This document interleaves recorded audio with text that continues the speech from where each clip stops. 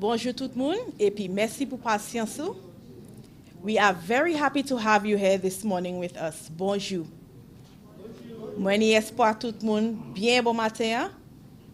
In spite of the delays that we may have had outside, we are hoping that everyone will be able to join us before the end of this morning's session. I am very happy that you are all able to make it this morning to one of our very important conferences that we are having in relation to the National Language Policy. I would like to start this morning by inviting Mr. Cyrus Sipal to say a word of prayer on our behalf. I will invite you as well, if you would like to stand.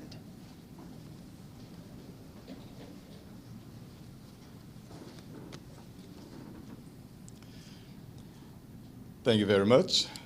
As we get ready to approach the throne of grace, let me just read to you from the Bible related to what we are doing here today from the book of Genesis.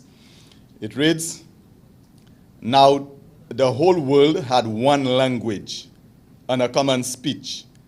As people moved eastward, they found a plain in Shinar and settled there. La yo di pou yon alot, vini, an nou fe bwik, an nou pe twi bien. Yo servi bwik la apadi wash, ek yo servi goudon apadi ciment. Then they said, come, let us build ourselves a city with a tower that reaches to the heavens, so that we may make a name for ourselves. Otherwise, we will be scattered over the face of the whole earth. Mais bon Dieu descend, vin visiter cité ya, ek tawa se peuple la te ka bati ya. The Lord said, if as one people speaking the same language, they have begun to do this, then nothing they plan to do will be impossible for them.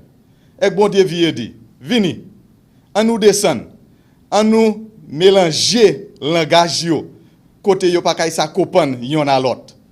So the Lord scattered them from there over all the earth, and they stopped building the temple. That is why it is called today Babel, because the Lord confused their language. Today we are here to talk about language. Are we confused? No. Okay, shall we pray? Lord, we thank thee this morning for your blessings. We thank thee for having given us the opportunity to be here. And also, dear Lord, just for your Holy Spirit guiding us and the blessings of forgiveness for our sins. We pray at this time that you will come by near, and as we deliberate on matters related to our identity, our language, dear Lord. Even from creation and just after creation, there was confusion in the language. But here in St. Lucia, we pray, dear Lord, that you will make us understand that we have the two languages, dear Lord, and we need to understand each other and then see the importance of it. So we thank you, dear Lord, for putting this team together and for allowing us to come to the place where now we are about to launch, dear Lord, and we are about to make a position on this, dear Lord. So we pray that as we speak one language, one understanding, one mind, dear Lord, that we all will see that we are there to do it for the best interest of our children. They are the ones at stake, dear Lord. So help us, dear Lord, that the discussion will not be based on our bias, but it will be one that will elevate the standard of our education, the language of our people, dear Lord.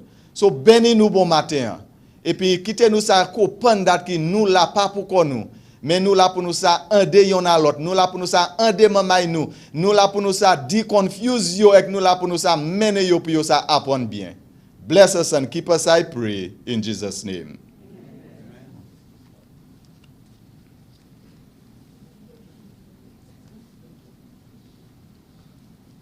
Thank you very much. Merci appeal, Monsieur Sipal. I will encourage you to remain standing as we play the national anthem.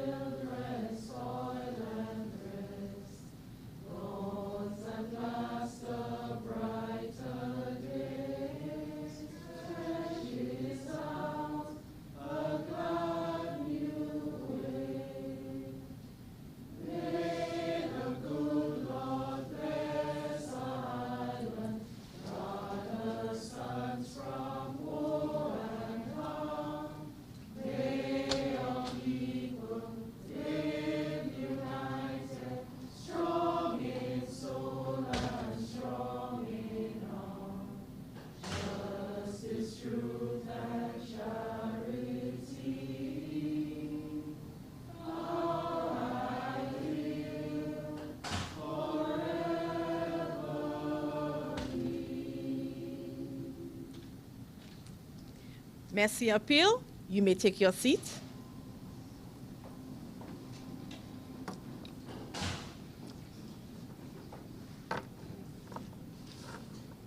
On behalf of the Department of Education, Innovation, Science, Technology, and Vocational Education, I would like to give you another warm welcome to our session this morning.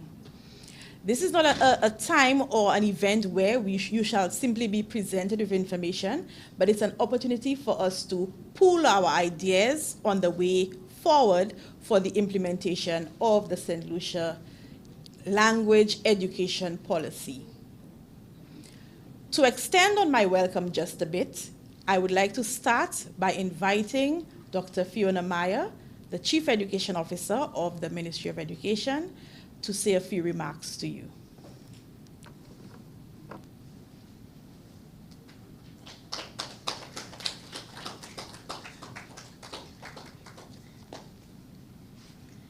Good morning, everyone. Governor General, Emerita, Your Excellency Dame Paulette Louisy, with your kind permission, allow me to greet everybody and bid them welcome to this session. So esteemed ladies and gentlemen, I bid you another good morning. I can't hear you all. Good morning. Good morning. Merci, merci. Sounds better. Unfortunately, the Minister for Education is not able to be with us, so I extend apologies on his behalf as well as the Parliamentary Secretary. But in the capacity of Chief Education Officer, permit me to just extend a warm welcome to you as the Ministry of Education, Innovation, Sustainable Development, Science, Technology, and Vocational Education is committed to the success of all students and aims to always demonstrate support for the OECS education sector strategy vision of all learners succeeding. Success for many of our students starts with literacy, and literacy is tied to our learners' languages. And dear colleagues, permit me at this point to express that it is high time that we appreciate, that we embrace Creole as a language of our students. Acknowledging, yes please, thank you. Many a times we've traveled and it is it that has set us apart. Many times we've engaged in discussions and it is that language that has set us apart. And so it is an invitation to us as professionals to recognize its importance and to also give it the due respect that it so deserves. So we need to embrace and incorporate the first languages of our students in our teaching in a way that adds value to their lives, ensures success, builds their confidence and their personal development. It is unfortunate that at times it seems a deterrent rather than value added. And sometimes it is us as educators who make that position clear to our students. With all of this, we're hoping that we can do something differently. We are pleased to have Dame Paulette with us, 40 years in the making of identifying and recognizing the importance of the Creole language. So much so that her foreign speeches were done in those languages. We must embrace it at the highest level, and so it can continue within our education system. We are pleased this morning that many citizens have contributed to this effort. We have with us members of the UNESCO team, members of the OECS. We have Professor Hazel Simmons McDonald with us, Dame Paulette, who I mentioned before. We also have represented here this morning Peace Corps. We have a lot of very strong educators who have continued to challenge that status quo and to push us forward in the right direction. So the development of the language and education policy is not an end. Shouldn't be. It is for us to continue along the steps of progress for language development. And so the commitment of the Ministry of Education must be seen, and we know that commitment is slowly coming along, but steadily as well, in the form of budgeting, in the form of human resource development, so that we can all share and work towards fulfilling the vision of an educated citizenry. I am privileged to have multilingual children. I'm privileged to be part of a family that speaks to multilingualism. But we've always been, haven't we? It's just that we've not embraced it enough as a St. Lucian population. So let us speak to Creole as the language that it should be recognized internationally.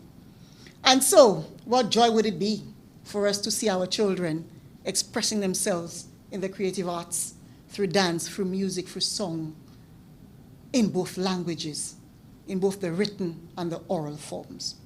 We're working towards it, and we know it's going to happen, hopefully sooner rather than later. And so this is why today, it's my pleasure to place on record our plan of bringing the policy to life. And the Ministry of Education in particular thanks everyone for their contribution. And at times we do not see the people behind the scenes, we do not see others who've contributed, but we know there's been a concerted effort. And so we pledge our commitment to the implementation of this policy and plan. I know that Mr. Sipal prayed in Creole and in English. Poussa nous ni joute en de chez nous. Nous ka oui merci parce que c'est comme ça nous voulons continuer. So let me thank you again. As the Chief Education Officer with the entire supervision team, our principals on the ground, our teachers, our curriculum officers, we continue to work towards a time when we can embrace our language, see it as equal, and see the confidence in our children as they speak to being multilingual learners. I thank you.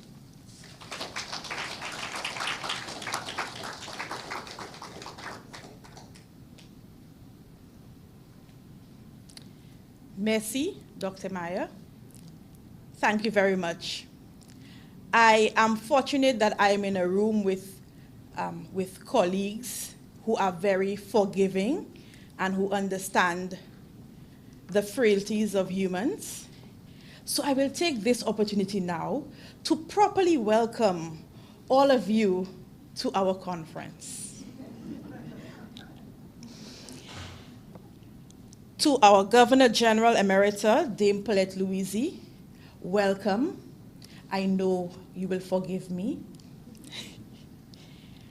Director General of the National Commission for UNESCO, Secretary General, Marcia Symphorian, Chief Education Officer, Dr. Fiona Philip Meyer, Deputy Chief Education Officer, Mr. Dawson Ragunanan, Senior Technical Specialist of the EDMU, Mr. Rafa Gordon, Professor Emerita Hazel Simmons MacDonald, who is joining us virtually, our distinguished guests from Peace Corps Eastern Caribbean and the Folk Research Center, a warm welcome to you.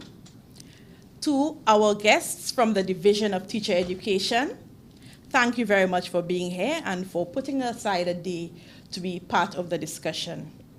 Our education officers, officers of the Curriculum and Materials Development Unit, CAMDU, the Education Evaluation and Assessment Unit, Literacy and Numeracy Teacher Support Professionals, and our other guests who may be joining us via Zoom and live stream, I would like to say welcome. Just a few pointers before we move on to our very next presenter who will present some brief remarks with us as well. I promise you after this, in a little while, I will pass you on to a very ready, engaging, exciting MC. Okay, I think you all know where she might be right now based on what we dealt with earlier this morning. But what we would like to do is to invite you as well to maybe share with persons via your social media the link that we have for the live stream of today's session. We will share that possibly through WhatsApp in a bit so that you can share with others as well.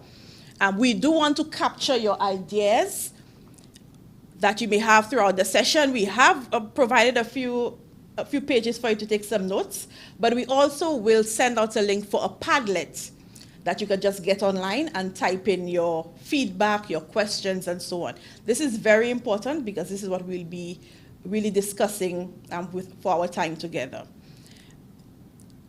I know that you may have noticed the pieces in the middle of our table. They were all created locally, as well as the ladies outside, by Audrey Augustine. So if you would like a piece, you can always speak to me after the session as well. Okay, now that I have welcomed you properly, and Dr. Maya has also welcomed you properly, I would like to invite Marcia Symphorian just to say a few words on behalf of UNESCO. Let's welcome Ms. Symphorian.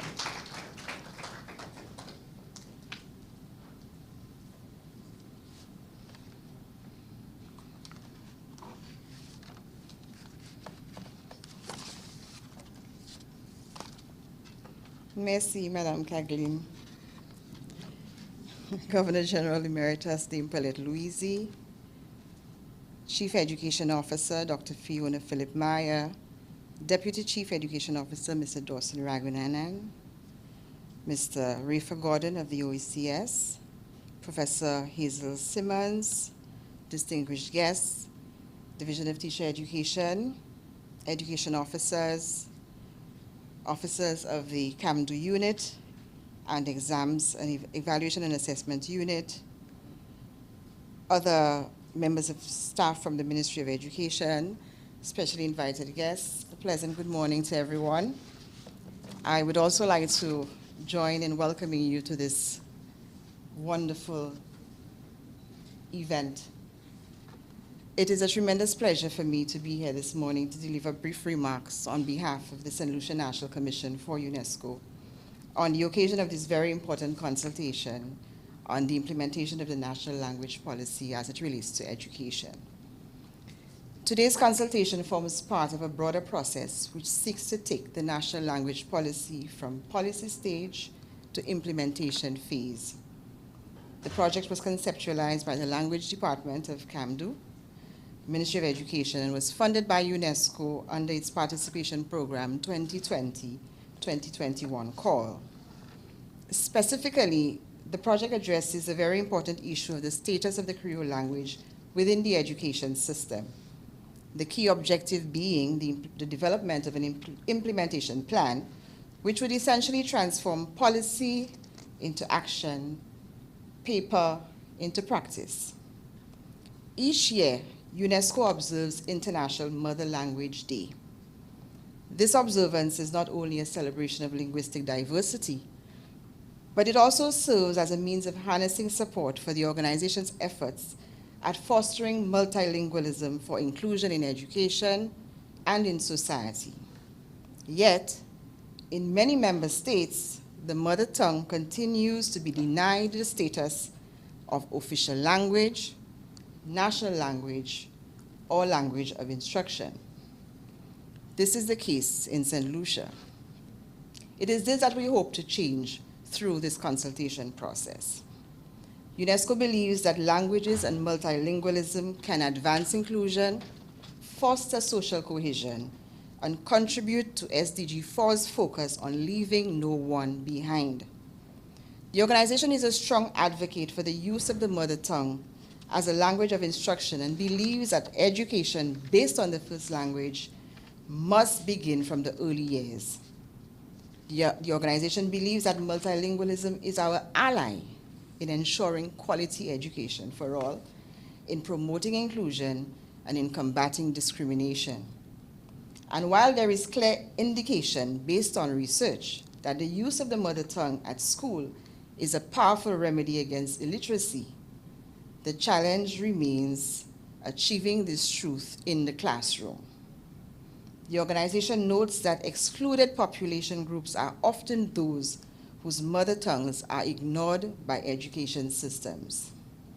This project and the consultative process that you have been engaged in and will continue to be engaged in is therefore critical to move from policy to practice. We wish to acknowledge all stakeholders who have been engaged in this process. The technical working team, headed by Ms. Caglin, language experts, educational officials, principals, teachers, We want to say thank you for your commitment to this process. The National Commission for UNESCO sincerely hopes that this process will make a significant contribution to the transformation of policy and policy and practice as it relates to the status of Creole language, not just in schools, but in St. Lucia as a whole, within our society and specifically within the public sphere.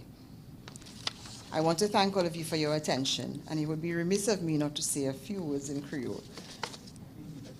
Moi, je voulais remercier tout le monde qui est ici aujourd'hui. Moi, je voulais dire un spécial merci pour Madame Kaglin, qui depuis une année et demie, a travaillé à ce projet ça là. Moi, je voulais remercier tous ces gens qui ont travaillé puis là. Moi, je voulais remercier les autres pour l'engagement des autres et puis pour travailler là, autres à faire. Nous, nous pour continuer à travailler ça là. Autant Chief Education Officer des autres, ça c'est un bagage qui a duré top longtemps. Dem Paulette qui travaille à ce bagage ça là depuis combien d'années? We need to move this from policy to practice. We need to take the paper and make it work in the classroom. Thank you very much.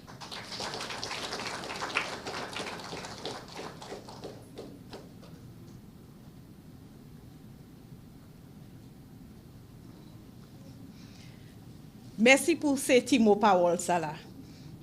I'm sure that you feel already that you are in the middle of this engagement with the quality of information and background that Ms. Simforian has provided. At this point, what we're going to do is just give you a brief overview of the draft policy itself, which was developed in 2018 under the OECS USAID Early Learners Program. We have a short pre-recorded presentation. It's by Mrs. Nancy Roseman Alphonse, a member of the Language Arts team at CAMDO. I invite you to just take a look at the screen. Bonjour, moi ni espoir tout le monde s'en est sauve. Moi vous ai 10 minutes pour partager une commission important et puis où. Moi kay bay commission en anglais. St. Lucia is a multilingual society with 3 language varieties in use. St. Lucian Standard English is presently the only official language of the country. It is the primary language used for education, business, and official matters. St. Lucian French Creole, also known as Creole, is a French lexicon Creole used by numerous persons in our population. The St. Lucian English lexicon vernacular emerged through the interaction of Creole and English. Fittingly, the language education policy establishes an effective framework for the consideration and use of the native languages of the peoples of St. Lucia. Moreover, this policy aims to protect and promote the use of local languages and the development of language skills needed to meet national education standards. The development of the language policy for St. Lucia began in the 1980s. Since then, it has been carved, tweaked, and amended by numerous outstanding educators and corporate stakeholders over the years. We must acknowledge the stellar contributions of many St. Lucians, such as Governor General Emerita Dame Paulette Louisy, Professor Emerita Hazel Simmons MacDonald, Dr. Veronica Simon, Dr. Martha Isaac, Dr. Didicus Jules, Mrs. Yosha Smith Alphonse, Dr. Morgan Dalfinis, and Celeste Burton, among others. These persons have engaged in research and have highlighted the need for Creole to be recognized and used as a language for education and official purposes. More importantly, the need for Creole to be a national language of equal status with English has been widely advocated and recommended. A few years ago, there was renewed interest and attention given to the language of instruction. This was informed by the OECS Education Sector Strategy and the OECS USAID Early Learners Program, ELP. One of the 7 critical elements of the Early Learners Program was the development and adoption of a national language policy which provides explicit direction on how students' native language would be addressed and used in education. Throughout 2017, national consultations were convened by the ELP team led by the focal point, Yosha Smith Alphonse. A group of educators embarked on a mission to Haiti in order to observe native language instruction in action in the classroom. Upon their return to St. Lucia, they presented their findings and observations regarding first language education in Haiti and the prospects for replication of such strategies in St. Lucia. The invaluable contributions of focus group discussions shaped the decisions that would then be subsumed in the final draft of the language education policy. Since then, there have been sensitization and awareness exercises conducted to generate and facilitate further discussions on the implications for the adoption of this policy. Thus, the use of Creole with English as languages of instruction in the education system has led to the development of 5 strategic goals. They are: 1. English and Creole are official languages and are ascribed equal status. 2. English and Creole are to be used as the media of instruction based on the language needs of learners. 3. Every child should be bilingual, that is, in listening and speaking, in standard English and Creole by the end of their primary education. 4. Every child should be biliterate, that is, functionally literate and communicatively competent in Creole and Standard English by the end of their secondary education. 5. Every child should be communicatively competent in at least one foreign language, namely Spanish or French or any other, by the end of their secondary education. Bolstered by the UNESCO grant provided from 2020 to 2022, the English language team of the Curriculum and Materials Development Unit, CAMDU, engaged in designing the implementation plan to support the language education policy. Online consultations with education stakeholders and an online conference showcased the language and linguistics expertise of professionals from the region.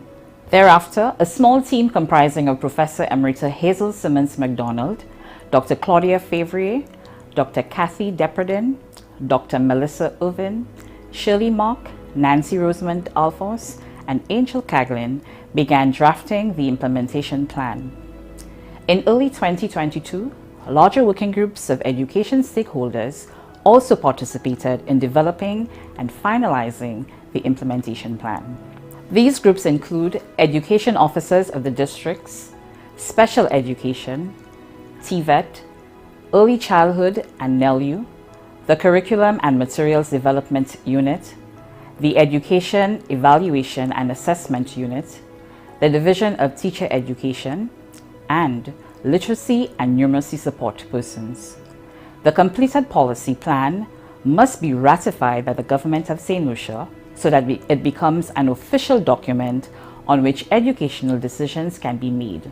Clearly, this policy opens the door to so many possibilities in the areas of teacher professional development, curriculum and assessment, resources and materials, and especially research.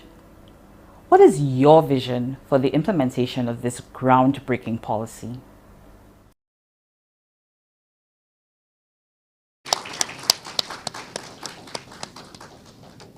Thank you very much, Mrs. Rosamond Alphonse. I think that was an excellent overview of a policy document that we have shared with you. It gives you a great idea of the goals that we are working towards and why. At this point, I would like, as promised, to pass you over to a very dynamic individual. She is our Mistress of Ceremonies for this event. Her name is Miss Tessa Osman. She is a teacher at the Duga Combined School here in St. Lucia. She is also a Creole enthusiast. So I would like you to just put your hands together just to welcome her so that she can handle this morning's events.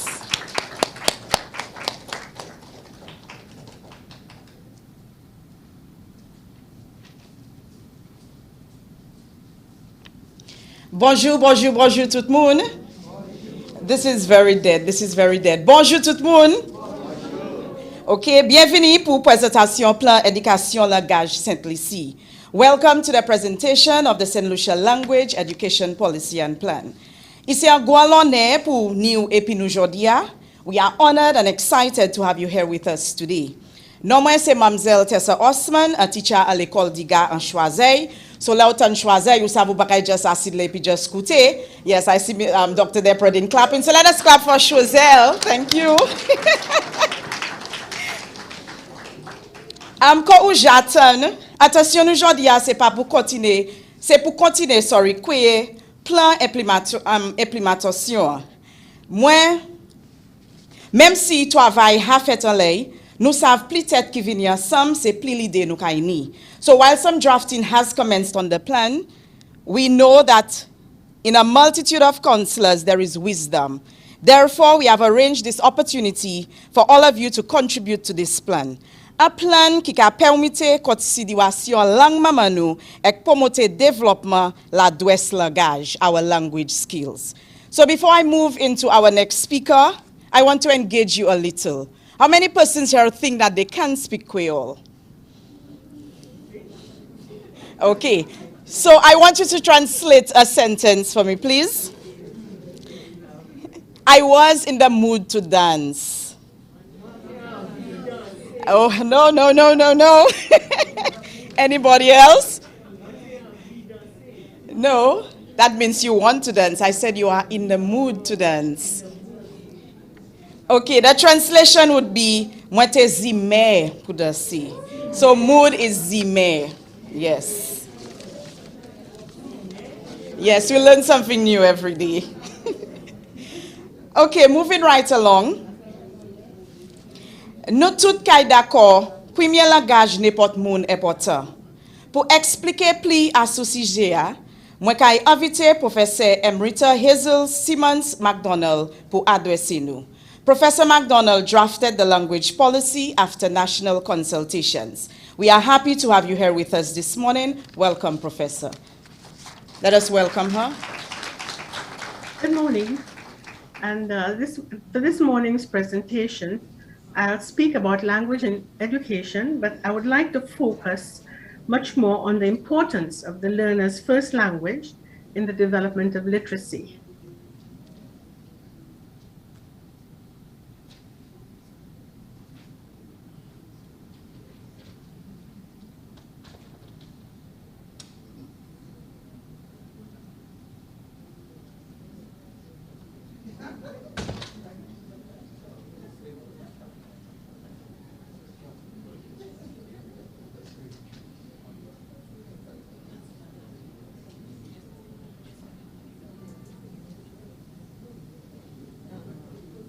Good morning. And for this morning's presentation, I'll speak about language and education, but I would like to focus much more on the importance of the learner's first language in the development of literacy. Now, first language refers to the language a person acquires first in childhood. It's also referred to as the mother tongue or the native language. Now, Matthews gives us a definition of it as follows, quote, "It is a language that people have acquired naturally as children as opposed to one learned later, example, through formal education." Now, it's possible for an individual to have more than one mother tongue or first language. If the individual acquires two languages simultaneously in childhood, that will happen.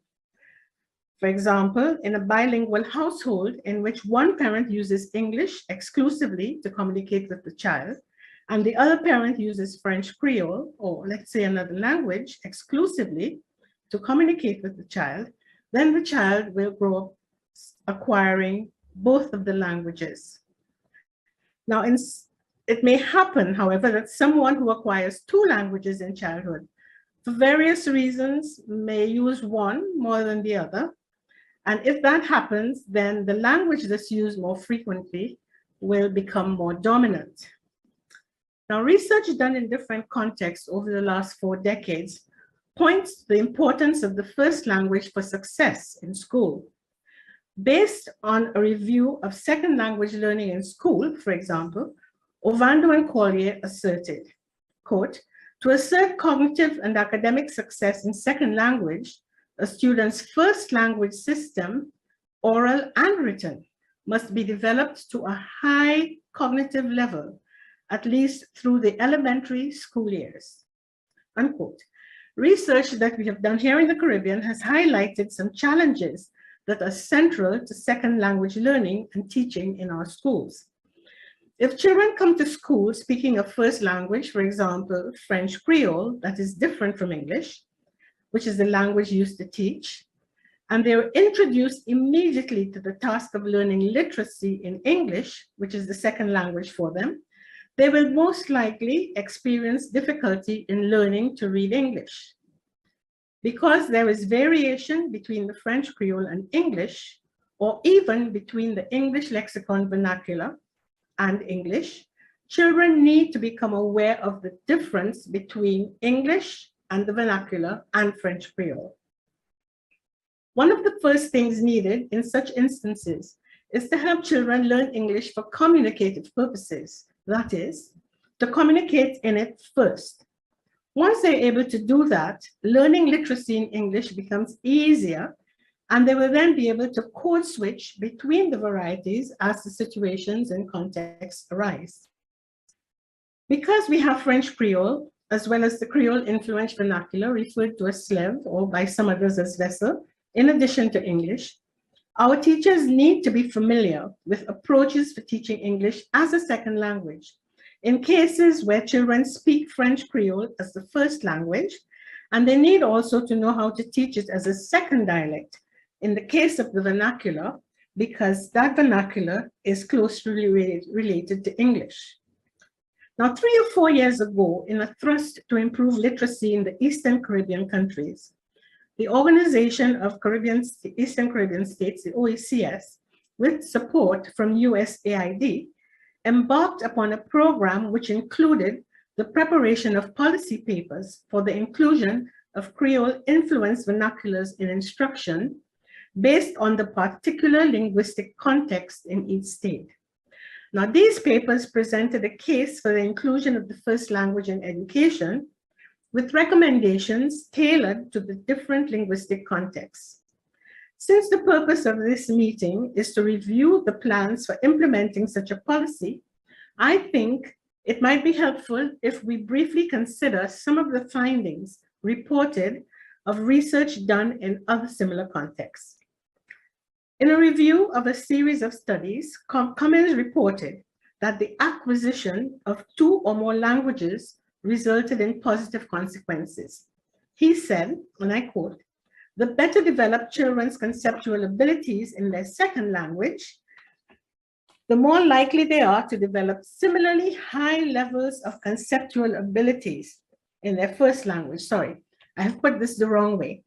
The better developed children's first language conceptual foundation, the more likely they are to develop similarly high levels of conceptual abilities in the second language. So the point being made is that the first language provides a strong basis for the children to learn literacy if that first language is nurtured. The skills from the first language will jump over to the learning of the literacy in the second language as well. And several studies have shown this. Cummins also referred to evidence in studies conducted by Biola Stoke and other researchers who reported, and I'm quoting, "The acquisition of 2 or more languages entails positive consequences for metalinguistic development." They said, the children who had acquired literacy in 2 languages performed significantly better in the acquisition of a 3rd language than did children from monolingual backgrounds, unquote. Now, based on his research in our Caribbean context, Craig expressed a similar viewpoint with regard to approaches for improving L2 proficiency in schools. He confirmed this view in a later paper, noting, and I quote, "As a precaution to the teaching of standard English, provision must be made for the child's first language development to be continuous and complete," unquote. Historically, our education policy has been to not use French Creole in instruction in instances in which it happened to be the first language of children. Now, you may recall that in some cases, the tendency was to try to suppress it and prevent children from using it. The focus has been primarily on teaching literacy in English from the first day of school, more so than on helping children to first develop communicative skills in English. Now, that approach to develop literacy and proficiency in English for school purposes becomes a more difficult task for the children than if they were helped to first acquire basic interpersonal communication skills in English. Based on early research that I had conducted in the Balata and Laguerre communities, I had reported in a study, and I'm quoting, when children who speak French Creole or the Creole influenced vernacular enter school, they are immediately exposed to activities that are designed to develop literacy in English. They're introduced to the names and symbols of the English alphabet, and they repeat them in an effort to learn them. The problem is that the children have difficulty following proceedings in the classroom because they are unable to communicate in English. They are forced, therefore, to jump through several hoops in order to function at the same level as their classmates who speak English. Unquote. Now, another researcher, Gardner Cloros, was more direct when she said the following: it is pointless to teach people to master sophisticated literacy skills in a language of which they possess only the barest tools.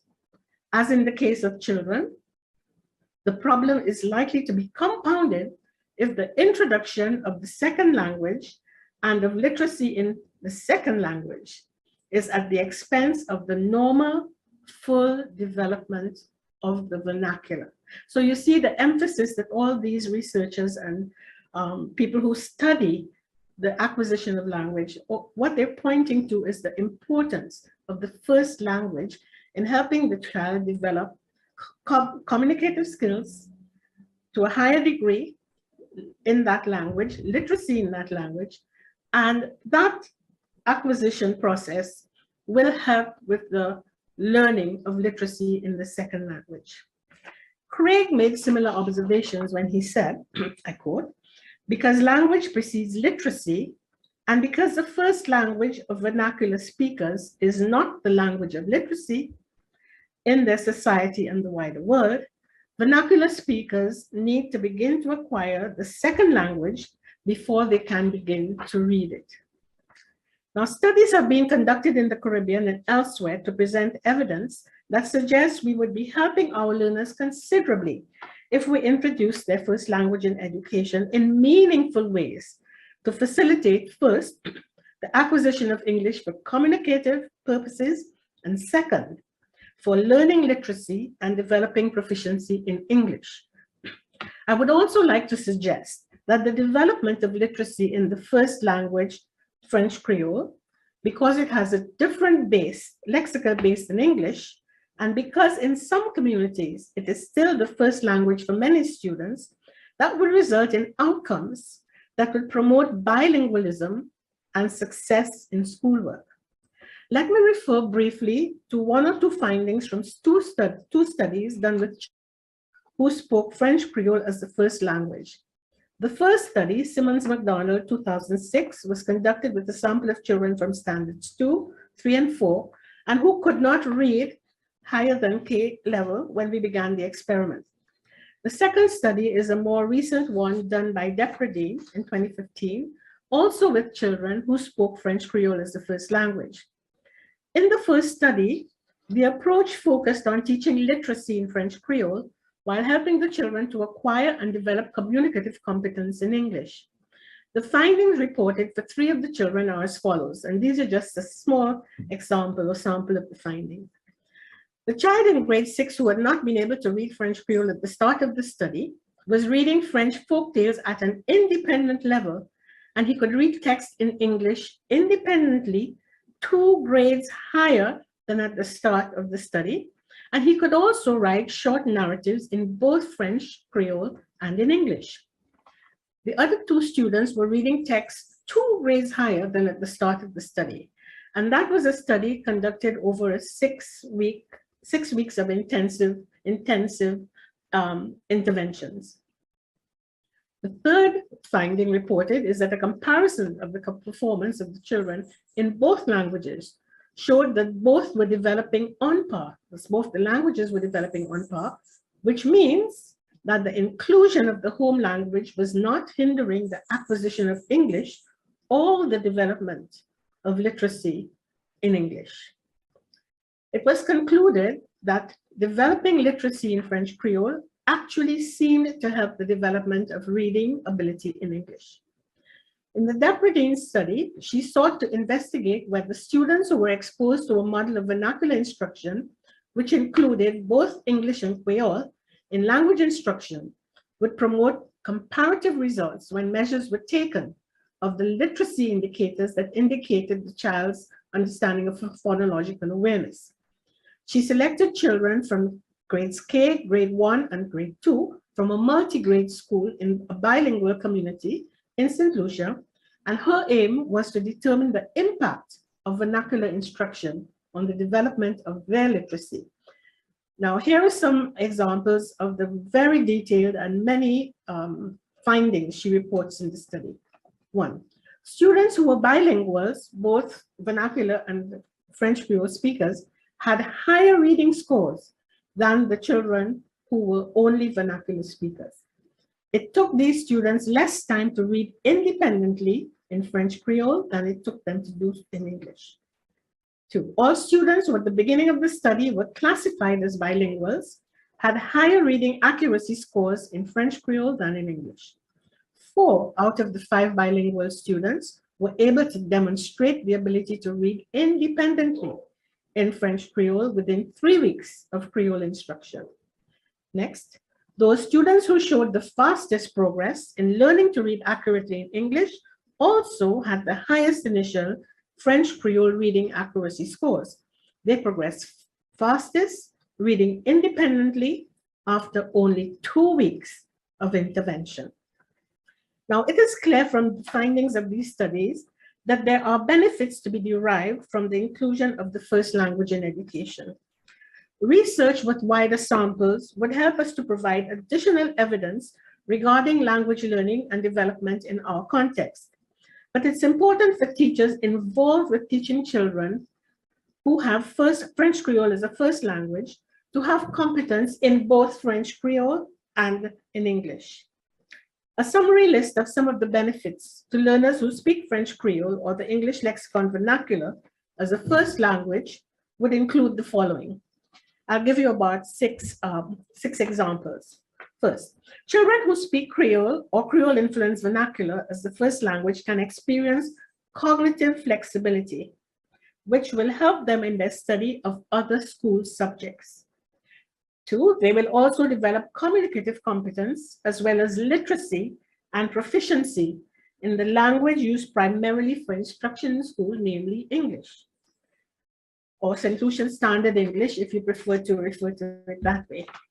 3, the learning of literacy in the second language through the suggested approach, that is communication first of the second language and then literacy, but begin with literacy in the native language. That approach will enable them to develop the proficiency they need to cope with the expository language of texts used in subjects across the curriculum. The children will also become literate in the first or the home language and be able to represent it with authenticity in creative writing tasks. And that's a big plus. 5, becoming communicatively competent in the language available to them in their communities will allow the children to learn to use the variety that is most appropriate to context and situation. 6, the development of proficiency in English will also open up more opportunities for employment when the children leave school, and this will allow them to become more productive members of their communities. This possibility is also one, I think, that would encourage some measure of acceptability among parents and the general public. And finally, if these outcomes are realized through biliteracy development, the functional illiteracy rates that have been reported in some contexts will be reduced overall. Since Carrington reported a 67% of functional illiteracy rates among children leaving school, we haven't got any evidence to show that these rates have decreased at all, and therefore it's something that we need to explore. Now, there's an additional important point which I haven't addressed so far and which is often overlooked in our education systems. This is the relationship between language and identity. As children acquire their first language, they are also forging an identity, a self-concept that is grounded in and supported by the social context in which they're acquiring the language. If they have acquired just one language, and for many of our children, this is a Creole or Creole-influenced vernacular, the SLEV, they depend on it for communication and interaction with others at home and in the community. It is possibly the only language they hear their parents and others speak in their social circles as they're growing up. If then, when they enter school, their language is not nurtured and they're discouraged from speaking it, their self-esteem becomes bruised and their confidence in the life and experiences they have lived up till then is shaken. As Ovando and Collier point out, quote, when parents and children speak the language they know best, they are working at their highest level of cognitive maturity and are continuing cognitive development, unquote. The point we need to consider is that if nothing meaningful by way of school activity is done before the school has begun to provide children with a program and comprehensible input that will first develop their communicative skills in English, their developing cognitive processes are likely to be affected in a negative way. This will occur if instruction focuses on introducing literacy in English first, without providing the scaffolding needed for developing communicative competence in English. Also, if nothing is done to strengthen the child's cognitive processes through their first language, French Creole, there will be a gap that will make more difficult the development of competence and proficiency in English for school purposes. Research on the interdependence of a first and a second language abounds with findings of the benefits to be had through the acceptance and appropriate nurturing of the child's first language. Here are just a few examples from reports on studies that provide further evidence. 1. There are consistent cross-lingual relationships between first and second language cognitive and academic development. 2. Acquisition of academic second language is closely connected to cognitive development in the first language. When a student's cognitive and academic growth in the first language is more fully developed, the student's proficiency and academic development in the second language will be much deeper. In conclusion, I would just throw in a few recommendations for consideration as we discuss the plan that's to go forward. I believe that success with the first language in education in our context will require certain imperatives that are carefully designed to generate bilingual and biliteracy outcomes. Among others, these will include 1, adoption of policies that offer viable alternatives to English only as mother tongue instruction. 2, adoption of instructional models that are designed to develop bilingualism and biliteracy in the first language and in the second language. 3, correspondence and collaboration between policymakers in our Ministry of Education and school administrators who are charged to oversee the successful delivery of second language programs. 4, review of language teaching curricula in teacher training colleges to develop teacher proficiency with second language instruction methodology and approaches that work.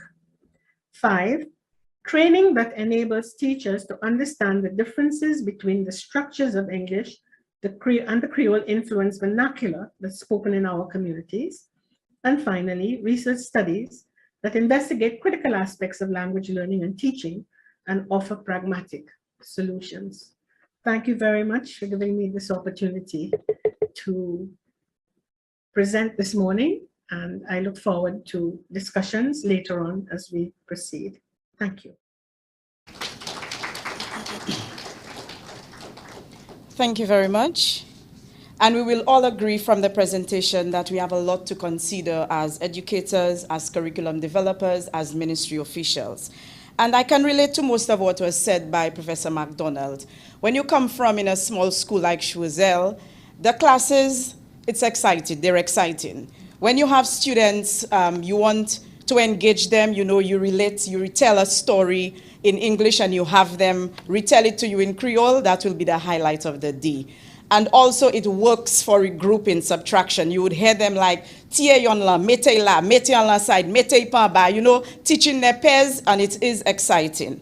But one thing we need to teach our children is that there is nothing wrong with speaking Creole, and they need to understand that. And I think most of our schools in Choiseul, we understand that. And like Professor MacDonald said, the emphasis is on the importance of the first language. And she also asked a question, what is the relationship between language and identity? And I think a lot of us have to reflect on that by asking ourselves, es moun la ou ye ka depa asu langaj la ou ka pali? So I want you to reflect on that as the day goes by. So once again, let us put our hands together for Professor MacDonald.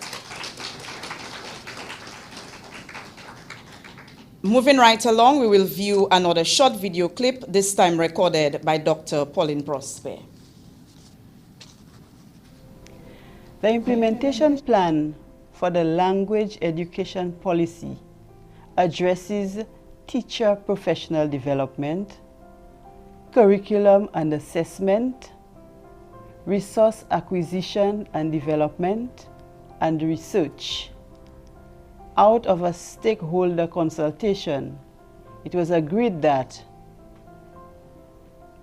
Standard English and Creole should become official languages of St. Lucia, that they should be ascribed equal status, that every child should be literate in Creole and Standard English by the end of secondary school education, that Standard English and Creole should be used as a medium for instruction based on the language needs of the student, and that every child be bilingual by the end of primary education.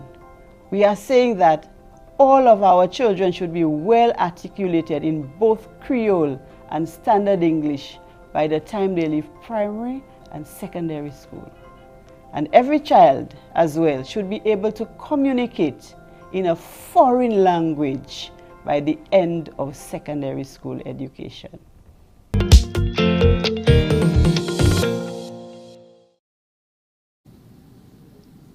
Thank you very much, Dr. Prosper. A lot to consider for us. To enlighten you further on the draft implementation plan, we will hear from Dr. Kathy Depredin, Dr. Claudia Fevrier, Ms. Angel Caglin, and Dr. Melissa Irvin. Dr. Kathy Depredin kay prezente a sou développement professionnel teacher professional development. Dr. Depredin has been actively involved in research relative to the development of the policy as well as its implications. Let us welcome Dr. Depredin.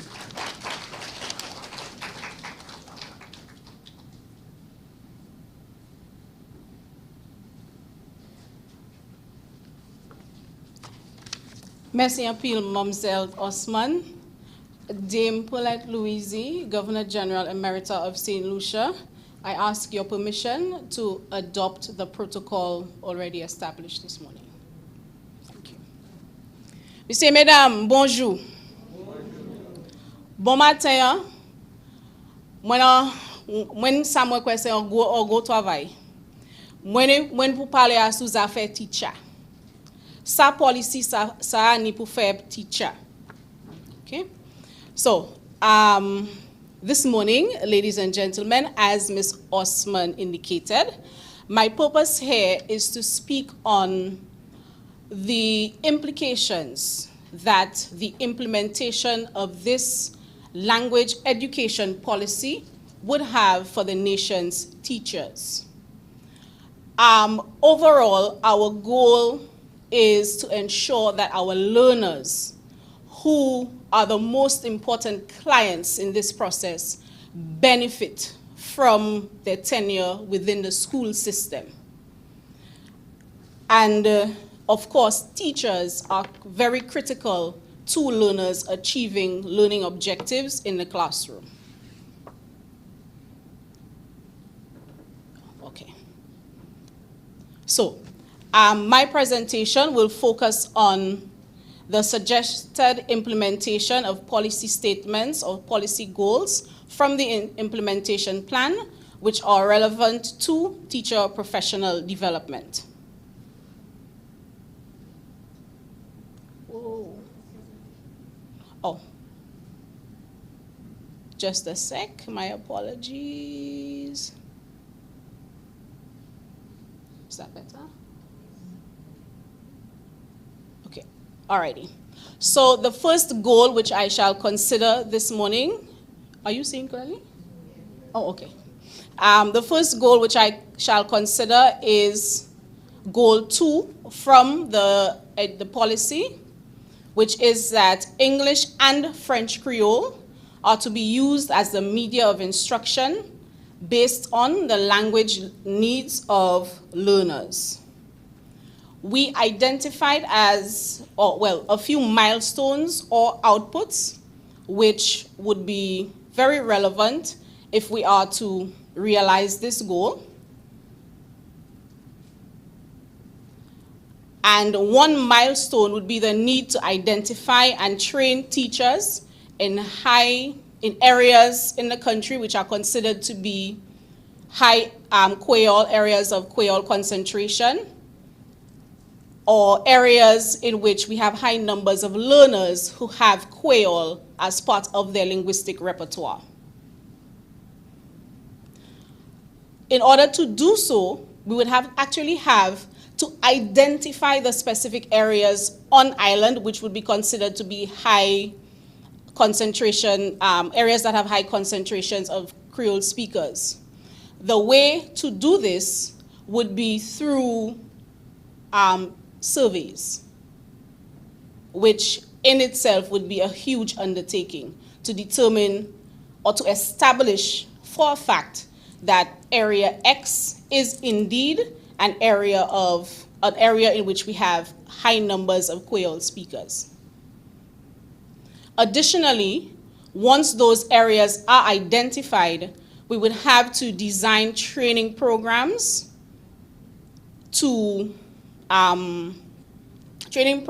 which would have specific modules, specific content that would be suitable to Creole speakers or Creole learners. In order to facilitate the training programs, of course, we would need individuals who are skilled enough to facilitate training sessions. We would also need to design recruitment criteria. So, how many teachers would we need? What are the grade levels at which those teachers are needed? What experiences or qualifications would those teachers need in order to be able to deliver? We would also have to consider how the training of those teachers or facilitators would occur. And of course, the evaluation of any program is critical. Evaluation is necessary for documentation purposes. And of course, evaluation would provide critical data which can be used as a means of moving forward.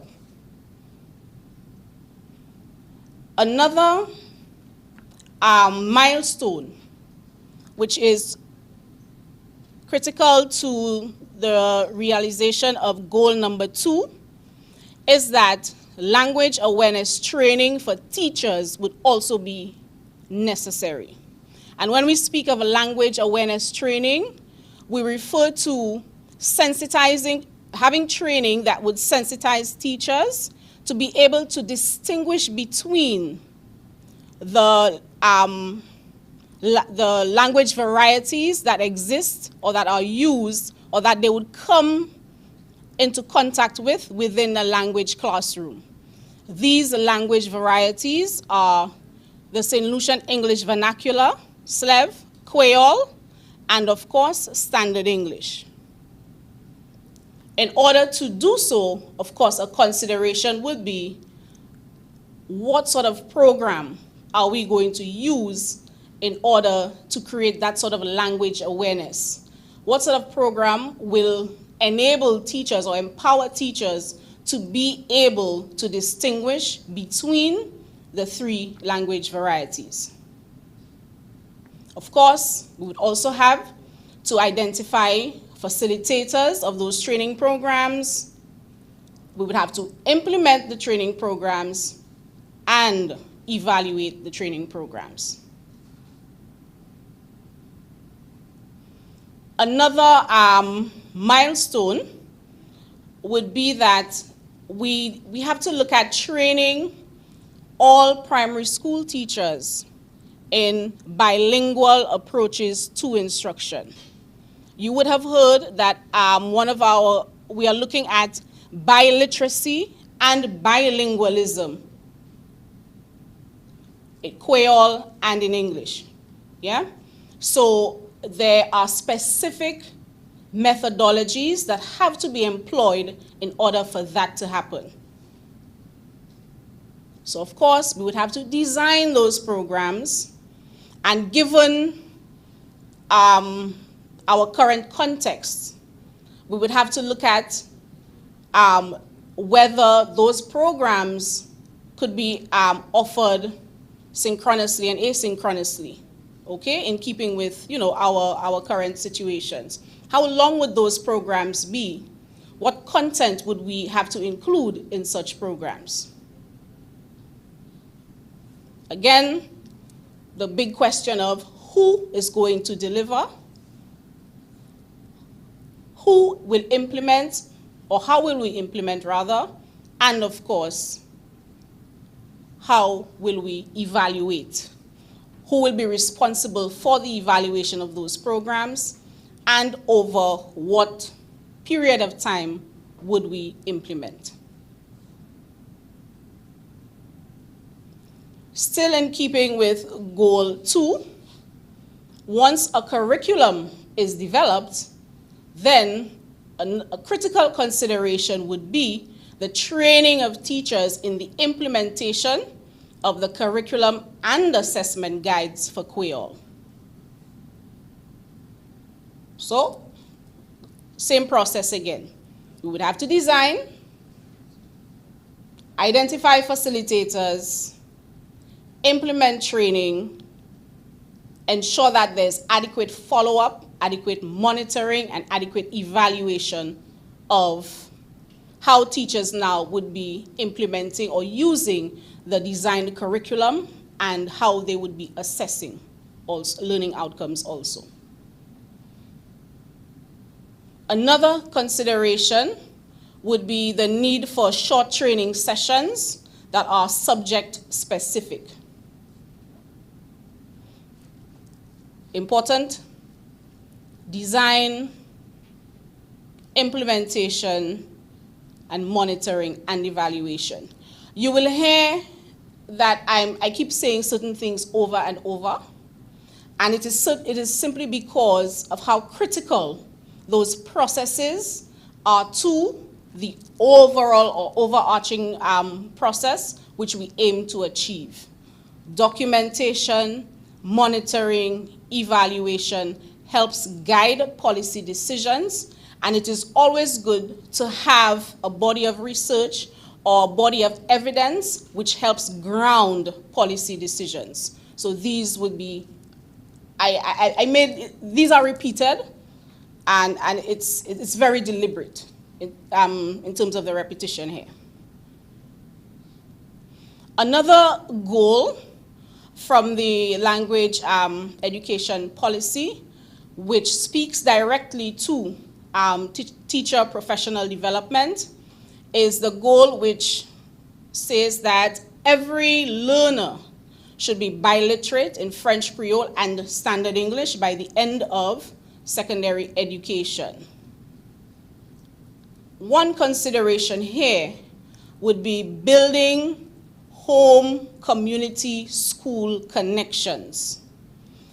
These connections can be built through family intergenerational literacy or FIL programs. In order to do so, we would have to look at the assessment of available adult education programs and other language learning programs, because there's a move now to involve the rest of the community in building those literacy connections. There would also be a need to design initiatives which would support adult Creole language learning programs. We would have to design those family intergenerational literacy programs. And once you design or you plan for, there must be the question of how you would implement has to be answered, and the question of how you would evaluate would also have to be answered.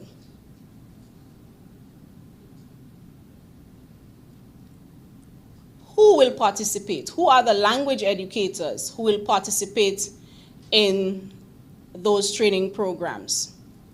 These individuals would have to be identified.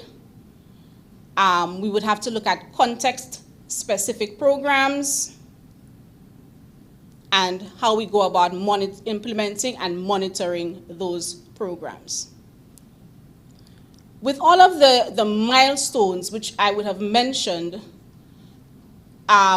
perhaps you may have been asking yourselves or telling yourselves, wow, that sounds like a huge undertaking which will cost lots of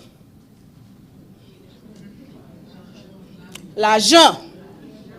Oui, ça a besoin de l'argent. We have to be mindful that if we are to go in the direction in which we want to go, that there will be a cost implication.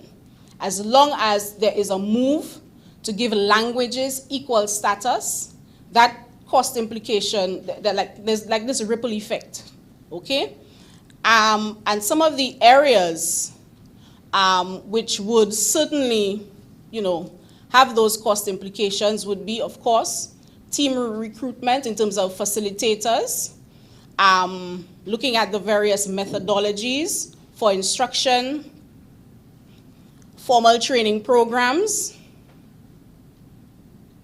the trainers, what evaluation tools will be developed in order to to evaluate whether it is assessment, whether it is instruction, etc. Of course, there's a cost implication or financial implication for teacher education, because you may have to look at current teacher education programs and how well they cater to achieving the overall or overarching goals of the language education policy. If I may, Ms. Maxwell, I am very, very proud to say that the Division of Teacher Education and Educational Leadership currently has taken the initiative to offer in the redesign of the Bachelor of Education programs has included courses such as, well, the teachers have the option of taking the Creole course, which gives them skills in Creole, so that's a language course. They also have the option of taking a language acquisition course, which delves into some of the methodologies required for instruction in our current context. So we are moving already in the right direction. That is not to say that there isn't room for improvement, revision, and addition of additional courses where necessary. Another area which would have cost implications would be co-creation sessions. Again, facilitators, evaluation tools, support persons who would engage in follow-up and monitoring, and the support and monitoring tools. Of course, the CAMDU would have a very huge job ahead of them in terms of design of curricula to suit the needs of the language education policy. So of course, yeah, that there would be a huge cost implication there also. Now, as we go through the various elements of the implementation plan, be mindful that these are being presented to you for feedback. We would certainly want your take so that we can refine, yes? So as you go through the day's proceedings, I would like, particularly with respect to teacher professional development, that you consider the following questions.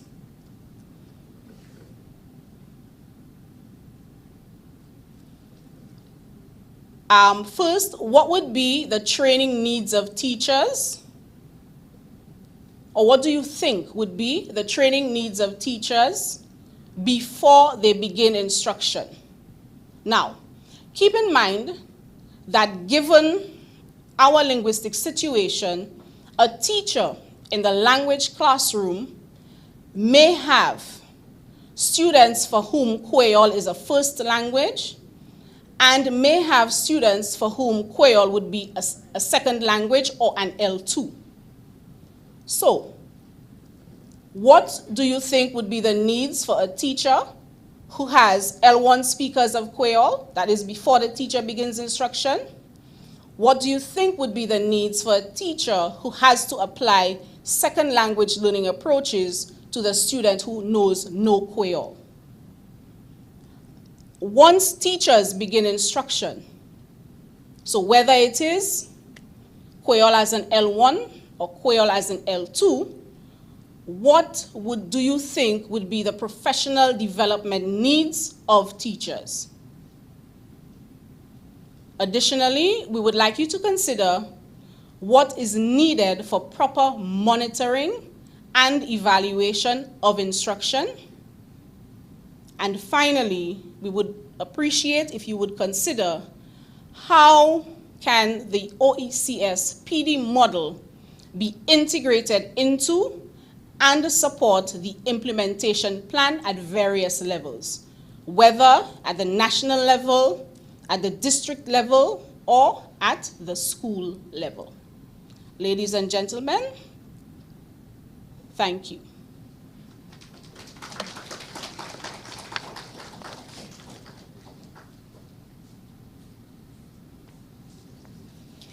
Thank you very much, Dr. Depredin. And if I may add a further question to your presentation, how do we get teachers to embrace change and innovation? Yes. Teachers are critical to the language development in the classroom, and we will all agree to that. Can somebody remind me of Dr. Depredin's goal number 2? Let's see how well my students are listening. Goal number 2. Okay, English and French Creole are to be used as the media of instruction based on language needs of learners. And the next task, can somebody translate that for me in Creole?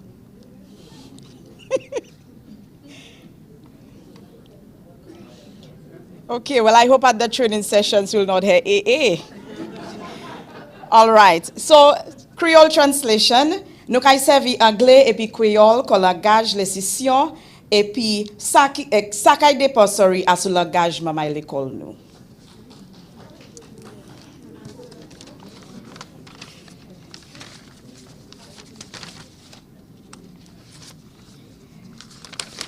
Okay, moving right along. I try, I sit, I use what I learn in Choiseul, I put it together, I create sentences. Sometimes they're correct, sometimes they're not. I'm sure most of you did not notice the errors, but you agreed and you clapped, so I'm grateful. Thank you. Dr. Claudia Fevrier will now present on curriculum and assessment. Dr. Fevrier has been part of the team which began drafting the implementation plan. Let us welcome Dr. Fevrier.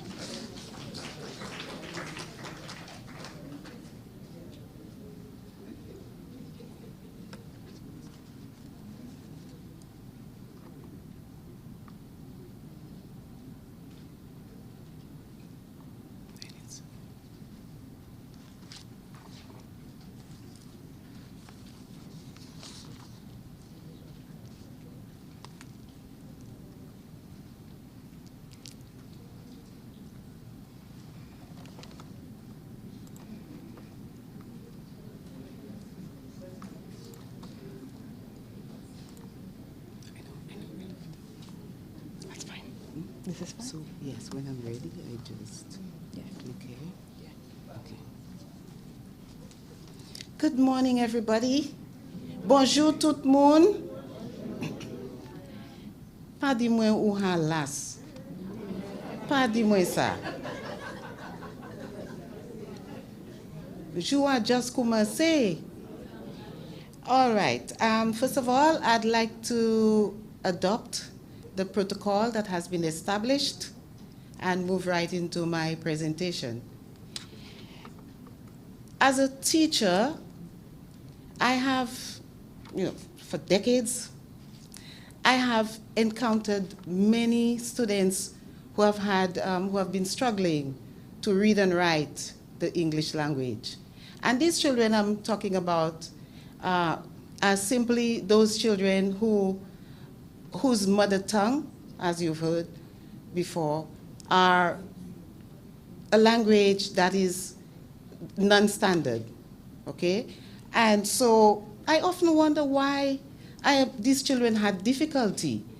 And in those days, I had no methodology, no insight into the children's problems. But then I went further to pursue studies, particularly to help those students who had literacy problems, language problems. Now, the crux of the matter is that there are Creole-speaking children who are predisposed to learning a language, while others do not have that advantage. And these are the children who are left behind. And these are the children that I had in mind when I pursued a PhD in language and literacy education, so that I could really get the different methodologies to help those children become successful citizens. So I'm happy that today we have this session where we will put our thoughts together to help our populace learn better. And so I have been given the task to present curriculum and assessment against the backdrop of our language education policy.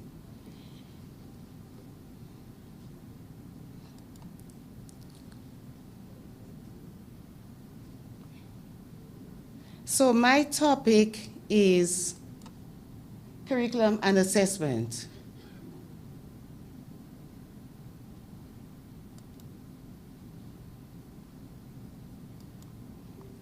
Oh my God.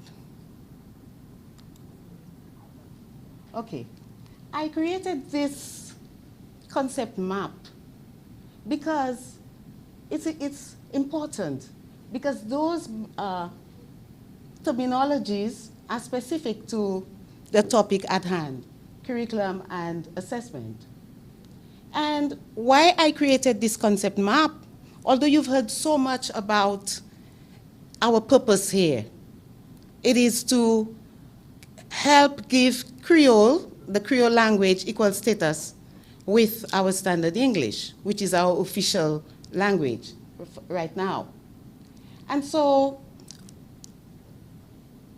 when you hear of Creole, what comes to your mind? Anybody, just quickly. Anybody, Creole? I'd like to activate. Fun. Okay, fun. Good. What about biliterate? What comes to your mind? Come on from over there. I like my session to be interactive. Hello? Biliterate, what does that mean? Yes, very good. Good, bilingual. You've heard so much about it from Dr. McDonald's, from Dr. Depredine and others, bilingual? Yes. Standard English? Any idea? Okay, go. Standards, what comes to your mind when you hear standards? Measures, okay, good. Thank you. So I have here just an explanation of the different, since you have had that brain teaser, let's just see what each one is like briefly. Curriculum, when we talk about curriculum, we're actually talking about a blueprint for instruction. Okay, and I can draw on an analogy with respect to an architect having a blueprint for an edifice, for a building, right? That architect would be very meticulous in his planning for that building, or else that edifice will not be strong. And what will happen? Collapse. Similarly, for curriculum and assessment, we need to build a strong edifice. Okay, so we have to have a blueprint for education, a blueprint for language learning and literacy learning, and across the curriculum. And so the function of curriculum is very important because it's really the lifeblood of a society. Without curriculum, what's going to happen to the generations of children? What will they learn as they grow up and develop? So a curriculum, by definition of the linguist, is a blueprint for instruction. Let's look at assessment. Okay, by assessment, we're simply talking about the different tools, right, and measures that you use to assess children, to determine or ascertain their performance in language, for example. Okay, so for language, you would use an assessment tool such as the checklist. I heard my colleague over there talking about retelling of a story. Okay, so these are just a few among many assessment tools. And assessment is very important because it drives instruction. It drives curriculum planning, okay? So we cannot have one without the other. It's indispensable. What about standard English? What is standard English? It's a language of the colonizing people, according to the linguist Peter Roberts. It's the language of the colonizing people. English, such as English, French, Dutch, Portuguese. And this is the language that we have been using, that has become our official language. It's not bad. It's not bad at all. I love English, okay? And that's why I've studied it, and that's why I use it, okay? It's a beautiful language, all right? So standard English, we have to respect it within the context of what we are here to do today as well. Of course, I cannot neglect our native language, Creole, for many people, okay? Creole is not my first language, but it's my father's first language. And when I talk about Creole, I'm talking about Patois or Creole or the French Creole, okay?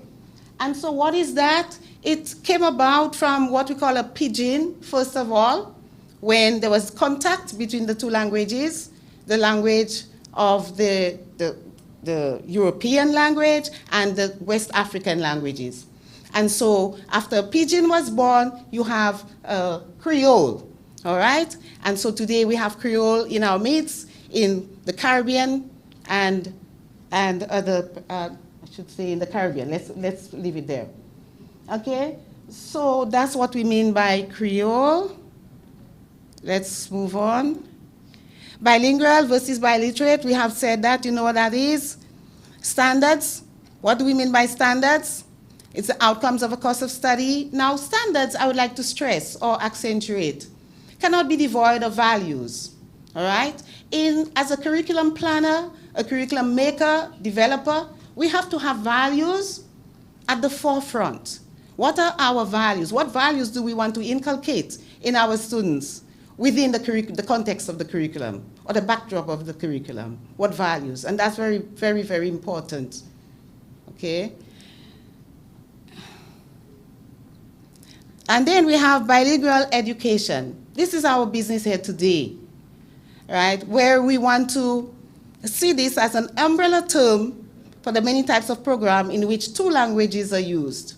And we are here to make a case, a strong case, for the use of both languages in our classrooms. Why is that so important? Because children, we have diversity. If we talk about diversity, our classrooms are very diverse in terms of language. And so we have children who come in with standard English abilities, while others come in with Creole speaking abilities and skills. And so how do we manage? How do we juggle, the two languages together in a classroom where teachers are bombarded with so many students in one class? And this has implications, especially for the Ministry of Education officials, for teachers, and schools at large. So this is what we are looking at here, bilingual education. And a goal is very important. The goal is the driver, all right, of that curriculum. What goals? And so we're going to go right into the goals that we have set. You have heard of the goals. Goal number 2. I beg your pardon? Oh. English and French Creole. I'm using a holistic format here. English and French Creole are to be used as the media of instruction based on the language needs of learners. And that goal is a very important one, as you have heard so much of a while ago, okay? I'm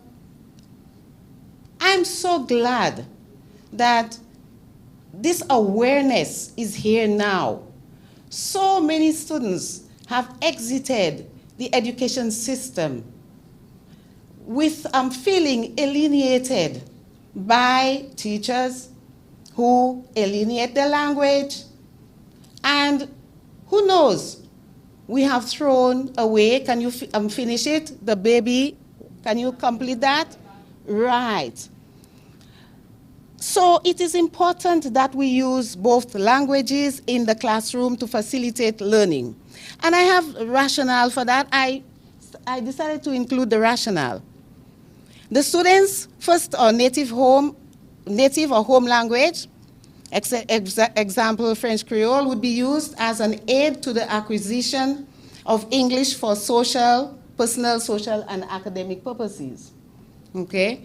And then we have the curriculum. Under the area, we have, of course, curriculum and assessment. This is what I'm presenting. So what activities do we have in terms of this goal? Development of curriculum and assessment. What activities do we have? We have a number of them. For example, training in curriculum development. And you heard the one, Dr. Depredin's, you heard her speaking so much about training at the tertiary level at Sir Arthur. And I'm really glad that the division has been looking at this paradigm shift, I would call it. Okay, that's very good. A big plus to you, Dr. Depredin, and Miss Maxwell and the rest.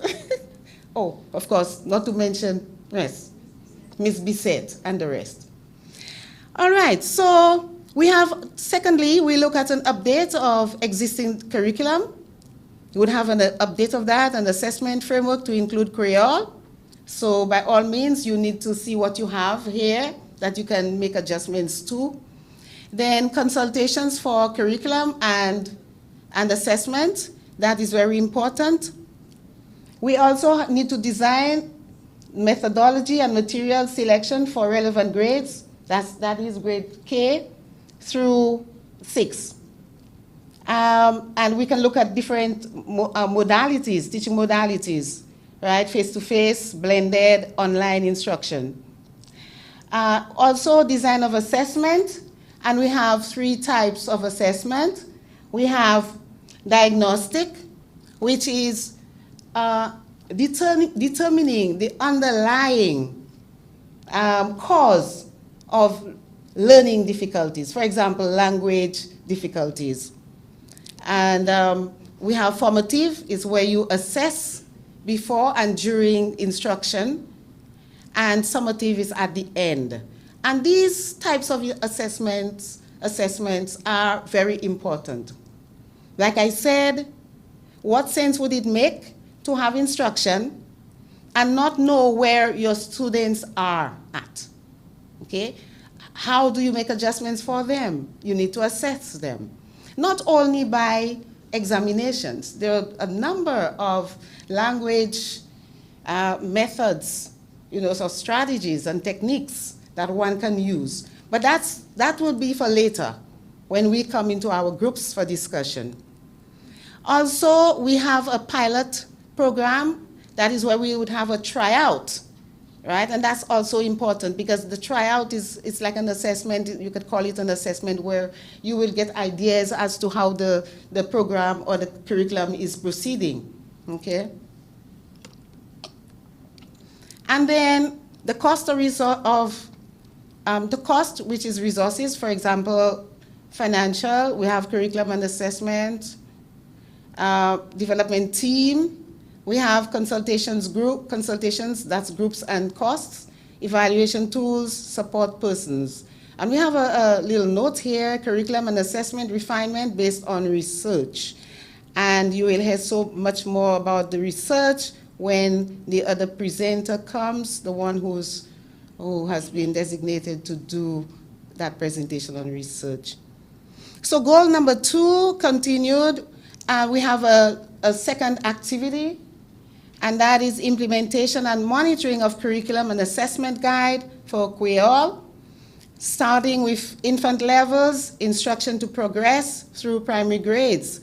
And we have implementation of the curriculum and assessment guide at grade K level. Monitoring, collection of feedback, again, that's very important, the feedback. How are we proceeding? How are we succeeding? Okay, and assessment of instructional data. Implementation of the CAGK at grade 1 level. That is, we'd have to monitor, we would have to collect the feedback and assessment of instructional data. Implementation at successive primary grade levels, you would have to have that also, and the same kind of activity will be taking place for that one. And also we have implementation of the curriculum at lower secondary grade levels. That would be forms 1 and 2. And the same activities, important activities, will be conducted, okay, so as to gain data or feedback with respect to the performance of the effectiveness of the program or the curriculum. So let's move on. Goal number 3, it says, just to reiterate, every learner should be bilingual in standard English and French Creole by the end of the primary education. And I agree with that. That's so very important. Again, we are giving value to all children's languages, to every child's language. And so we have here the rationale. I included a little rationale here, a rationale. Students would develop the ability to listen and speak the 2 languages equally well, right? That is satisfactorily, to a satisfactory degree of fluency for social, personal, and academic purposes. They would also develop an understanding of and appreciation of the 2 linguistic cultures, all right? Children have been made not to appreciate their own language because of our attitudes as educators towards the child's language. And Delpit, Lisa Delpit speaks to this very, very much, and also Dr. McDonald in her research, and also in my research, I came across those types of attitudes. So let's look at, under this here, what do we have? Development of standards for Creole, acceptable pronunciation structures vocabulary. So we're going into the activities. 1, establishment of a language commission. That's important. So one would be selected, a commission would be selected to ensure credibility and transparency and what have you. Consultations with stakeholders and relevant states, that's also important. And that's what we are here today to do on a deeper level and further. Creation of standards, national sensitization, that's very important. And I've been doing that in my own little way. I have been asking, telling people our aim, what our aim is for education, for the future of our students. And I would get some feedback. Oh, why do you all have to include patois in the curriculum? What was the sense of that? I mean, you already have English, while others will say to me, oh, that's a good idea. I think that's really good, all right? So we need to sensitize our nation, our populace, because for a curriculum to succeed, it has to be accepted by the population. And so our population in St. Lucia, this is very crucial. We cannot have a paradigm shift in our education system or curriculum without the acceptance of the population. Okay, so that's very, very important. How do we do that? There are so many ways to help them adopt our new methodology, all right? So we'll be talking about that in groups and so on later on. So the national sensitization is very important if we want our plan and policy to succeed for the benefits of our students. Because again, everything you do, you need to have a purpose for doing it. And I don't see how it's a truism that people, the curriculum needs change because, society is demanding change. Our curriculum is crying for innovation. So we need to let our people out there know why we are doing this.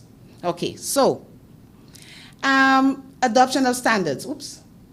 Then we have the second one, development and revision of curriculum to include language. And we have interpersonal communication and language for school purposes. Then we have the final goal here for me, for my presentation. Every learner should be biliterate.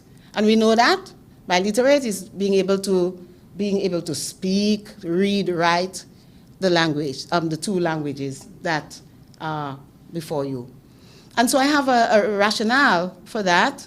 Proficiency in reading, writing, comprehension, as well as speaking skills would be developed in both languages. Students' cognitive, and a lot of this has been spoken of, the cognitive development of students learning two languages, okay, in the process of becoming biliterate, bilingual. It helps the cognitive, and by cognitive we mean the mind, all right?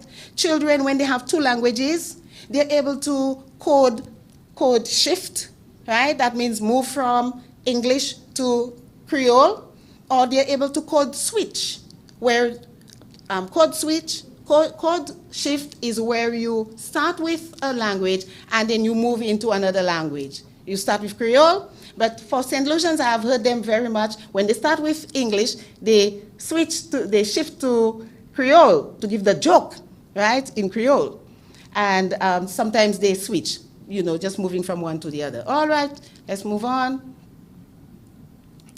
And so the advantages in education and job opportunities for biliterate students when this occurs.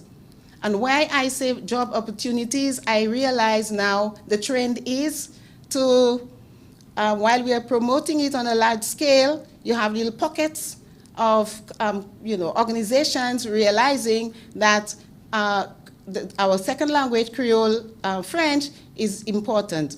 And I have observed that certain advertisements for jobs require proficiency in Creole. right? Here in St. Lucia. So that's good. That's sensitization.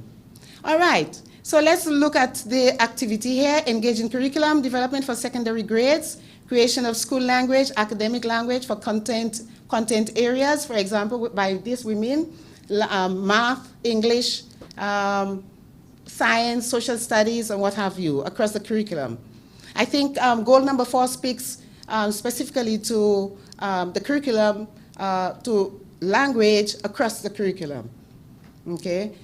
And why is that so important across the curriculum? Because there's reinforcement. You learn, you use the language, the child's mother tongue or native language in English, in an English class, and you can also use it in a science class, in a mathematics class. So this is really helping the child. Like you heard a while ago, our MC saying, you know, how she uses it in her classroom to help children understand, you know, the target language, all right? So we also look at, okay, consultation with educators and students for the design of instructional processes and curricula, design of Creole as a subject, integration of Creole language modules into existing curricula. And then we have consider the option to make submission to CXC for Creole examinations. That's development of standards for Creole or Creole teaching and learning. So you see, we are very serious about our business. We are not just looking at basic skills, right? Or adopting basic skills in Creole, or just using it as an aid, or looking at it as a transitional, you know, way to learning. But we also want to look at it at CXC level. And what this will do is that it will motivate our society, our children, to see the need for our language, right? For the Creole language. And I don't see why it cannot be included in the CXC examination. We have foreign languages that are included in the CXC examination. So why not have our very own Creole French, you know, where students are being examined, you know, in that language. And so what this is saying is that Patois, Creole English, Creole French is a language because it has its syntax like all others, but it's different from Standard English, all right? It has its morphology, it has its phonology, that's sound, and semantics, it has its meaning. Because a while ago, if I ask you, kimono, Mr. Ragunanan, kimono. Oh, say Ragunanan, right? So you understand, all right? Okay.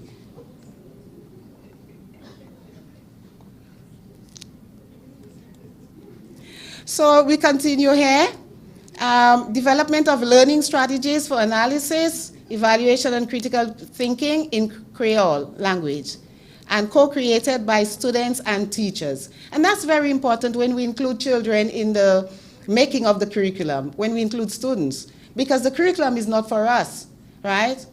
It's for the students. So we need to hear their views on what it is they want to learn, what problems they're encountering. So they must be a part of it. And also when it comes to owning, gaining a sense of ownership, right? It is important to include children and teachers in curriculum planning. So they adopt it, they'll be able to adopt it because they are part of it, all right? Easy, they'll be able to adopt it easier. And make submissions to CXC, of course, for Creole examinations. That is consideration of existing CXC standards and requirements for the teaching, learning of Creole languages at the upper secondary level. All right? So we've come to the end, and I thank you very much. I would like to leave with you a few words of wisdom that speaks to curriculum and assessment planning. The words of wisdom are: love laugh. Come on, everybody. Love, laugh, and live life to its fullest. I thank you, everybody.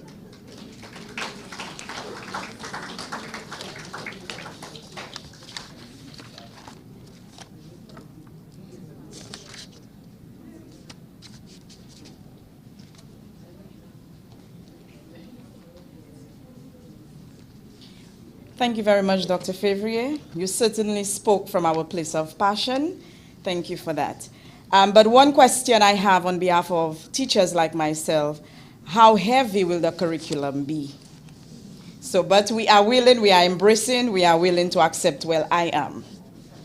Okay, we are due for a much needed break, but in order to qualify for it, someone will have to translate this sentence. The sentence is, they invited us to eat snacks.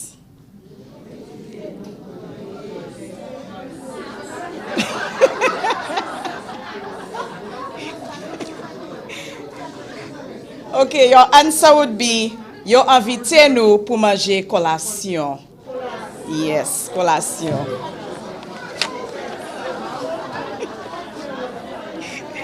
All right, so we are due for a break. You will proceed to the back for refreshments. And when we come back, we indulge your patience for the final two speakers, as well as comments and feedback to end the first part of our morning. So you may proceed for break. Thank you. Creola season nu. And because Creole is our language, part of our culture, our way of life, it belongs where it matters most, in our schools. Plan pour langage Creole ka di ki, tout mamay nou kay apon Creole la yo komanse l'ekol. According to the National Language Policy, every child will be able to speak and understand Creole. Mamay nou kay apon li epi ekwi Creole, epi si yo vle, etudye an grand l'école. Our children will be able to achieve bilingualism, being able to use the two official languages of St. Lucia. Mwen asiwe ou kay dako. Creole la se sa nou.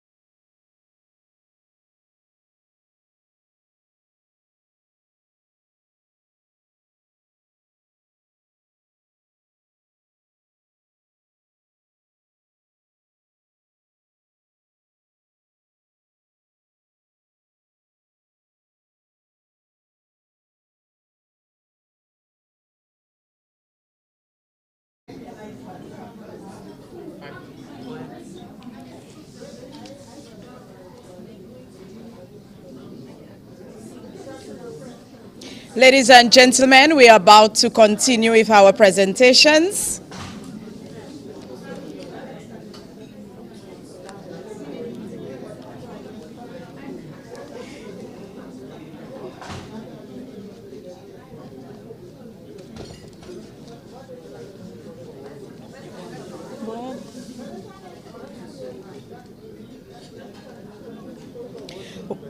Once again, we thank you for your patience.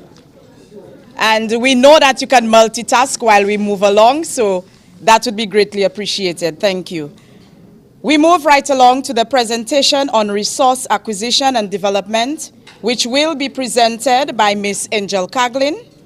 Ms. Caglin is the Curriculum Officer for Language Arts, and of course, is a Joshua Zay Mem Komwe Mem. Let us clap for her, please.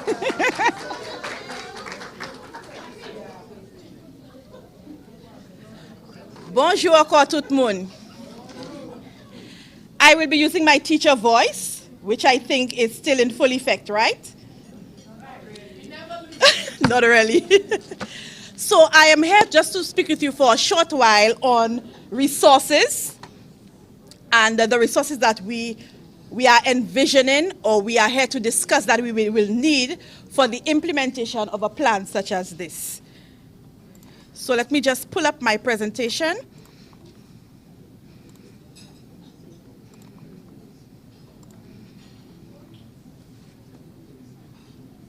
Here we go. So, from the foregoing presentations, I know that it would have been quite a bit of information to take in because we've presented them as separate areas, but you would have realized that there is quite a bit of overlap among those areas, and that is just the nature of education as we know. We realize that teacher professional development depends on curriculum and assessment. That in turn depends on resources, and all of it will be supported by research. You will continue to see those connections coming up as we speak about resources and research in a little bit. Therefore, as the implementation plan continues to take shape, we must consider that for each action we take or each step in the process, these 4 questions. What is the purpose of the resource? What are the specific resources? And we're talking about not just materials, but also to people, to time, and to funds. I can lower my voice.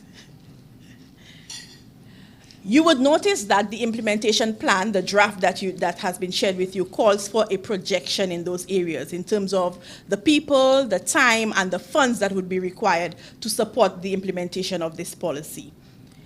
Dr. Morgan Dalfinis has shared some information before, projecting some costs in terms of teaching days and funding costs regarding teaching to be able to implement this policy.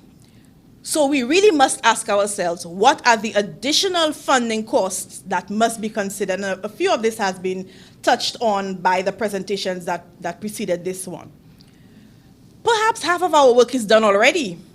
Materials already exist, and it may just require that we find those resources, adopt them, adapt them, share them. Who are the persons who will be finding or sharing or creating or even evaluating those resources? What teams, commissions, committees, and so on need to be created? Who should be the persons included on those committees? When should they be established, and for how long? These are all research-related questions that the plan must address. Perhaps there are other questions that you have in mind as well, in addition to those that we will explore in this brief presentation. Please feel free to share them in the session where we have some comments and feedback. And also you make notes so that we can discuss them further for those persons who are in the working groups in the next few minutes. A good starting point, I think, would be, again, these goals. And I will not read through them again. You've heard them quite a few times. As we understand, the first goal may be beyond us just in education. A national language policy requires, as it suggests, the involvement of the entire government and not just the Ministry of Education. However, as we think about students experiencing instruction in Creole or learning the Creole language, becoming bilingual, becoming biliterate, can we start to envision the materials that we would need? As we mentioned, when we talk about resources, we want to think beyond just physical materials, and we want to think beyond just the monies that will be needed. We also want to think of the time that this will take and the persons who will be able to lead or participate. So as we think about what must be created, let's think about the range of materials that are already available to students in English. Not just books, dictionaries, textbooks, workbooks, worksheets, websites, audio, video, posters. Can we see where these types of materials would be necessary in the Creole language for the implementation of this policy? There are some materials that are tailored specifically to learning, and there are other materials that we call authentic materials. They exist every day, like magazines and news clips and so on. Where do we get these materials from so that they can be used in the classroom? The materials we are thinking of as well must appeal to all types of learners, not only those who read and write well in Creole. So we're saying we don't want to make the same sort of mistakes that we may make when teaching English language, that we focus on a lot of creating materials simply for reading and writing. But we all want to think about students who may be visual learners, students who need to move and who need to do in order to learn. We must have standards. We must be able to say what constitutes material that is appropriate for teaching and for learning, for specific grade levels, for a specific subject area, to develop a specific skill, for differentiation, for inclusive educational practices. What materials do we need to consider for teacher training? Which materials do we need for curriculum support, for assessment, for parental support? Are there aspects that we so far have not drafted that must be included when we think about creating resources? As we said, some materials already exist, and even right now we have materials that are being created by persons in our national community. There must be a process for identifying those resources, categorizing them, either as authentic materials or materials for the classroom. And we have to consider our resource persons. So who are those community members who have those funds of knowledge that we need to capture and then make use of as part of learning and just for national use? How much will it cost us in terms of time and monies to do that? What does the past research already conducted tell us about the materials that we need? The materials that must be created or that must be identified.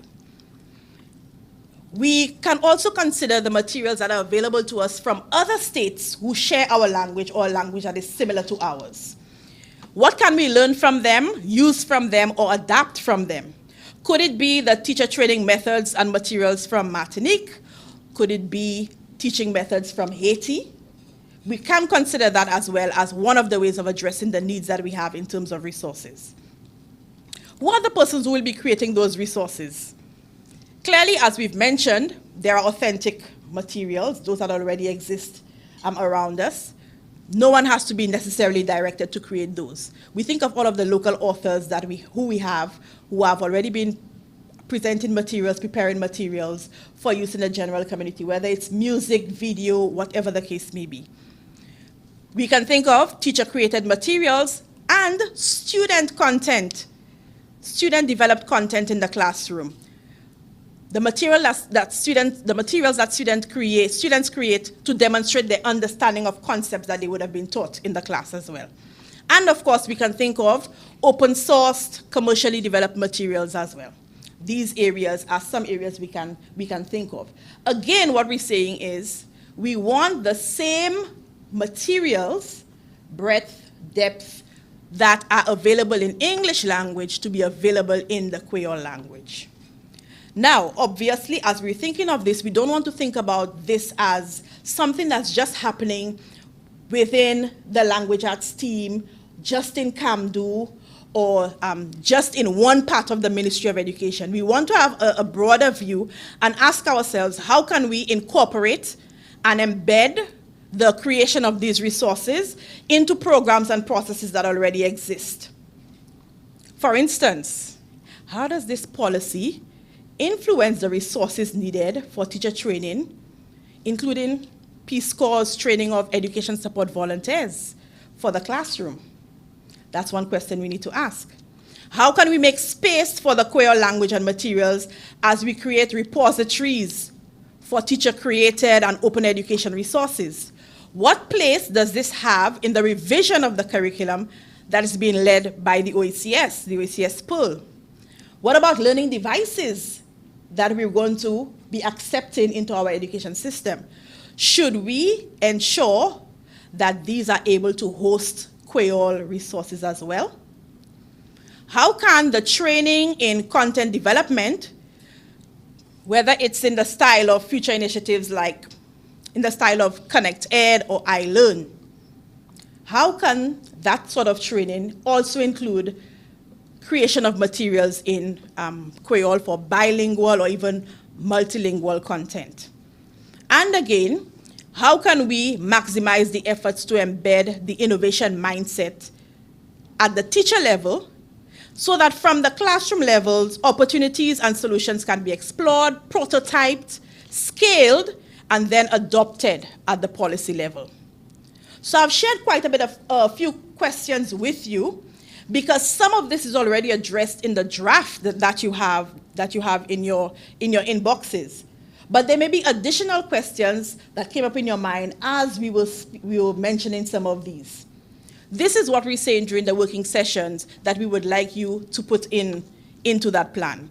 And for those of you who are here with us just for the morning period, as we have the session for comments and ideas, please share those questions. We may not have the answers to all of the questions because that's why we're here, putting those down there. So I would like to encourage you to share as much as possible. If there are additional questions with relation to resources, please let us know what they are so that as we create this implementation plan, we can see how we can begin to address those. Thank you very much for your attention, and I will pass you back to our MC.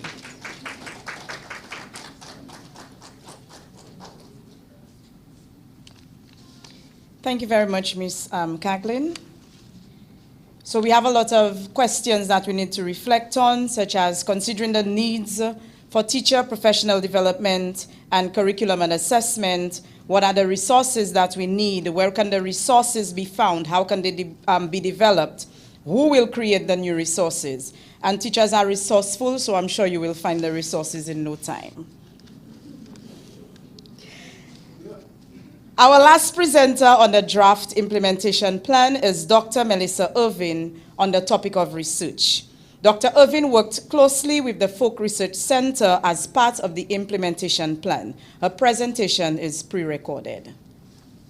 So the research aspect of the implementation plan of the language policy mostly falls under two components. The first of these is a needs assessment that we will need to find out the language.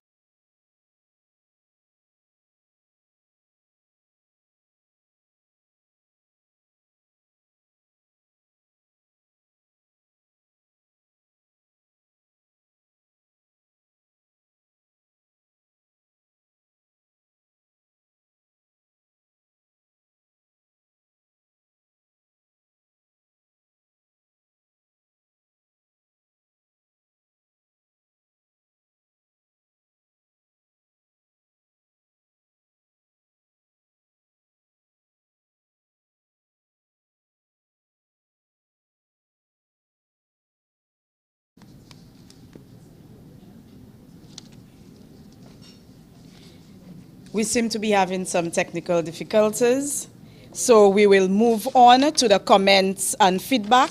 So at this time, I invite Ms. Shirley Mark to facilitate our comments and feedback session. Let us welcome Ms. Mark. She's not from Choiseul, but she's from the South. Let us clap for her.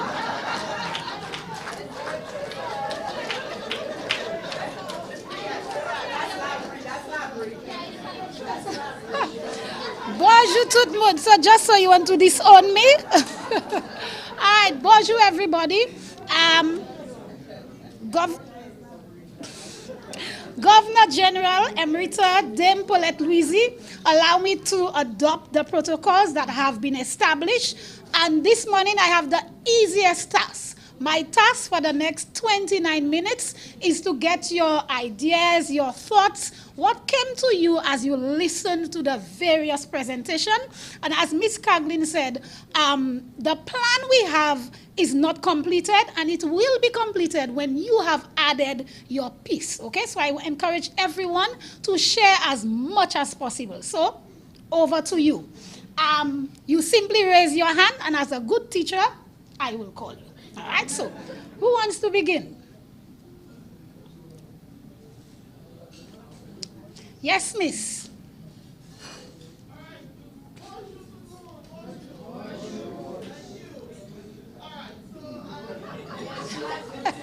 That's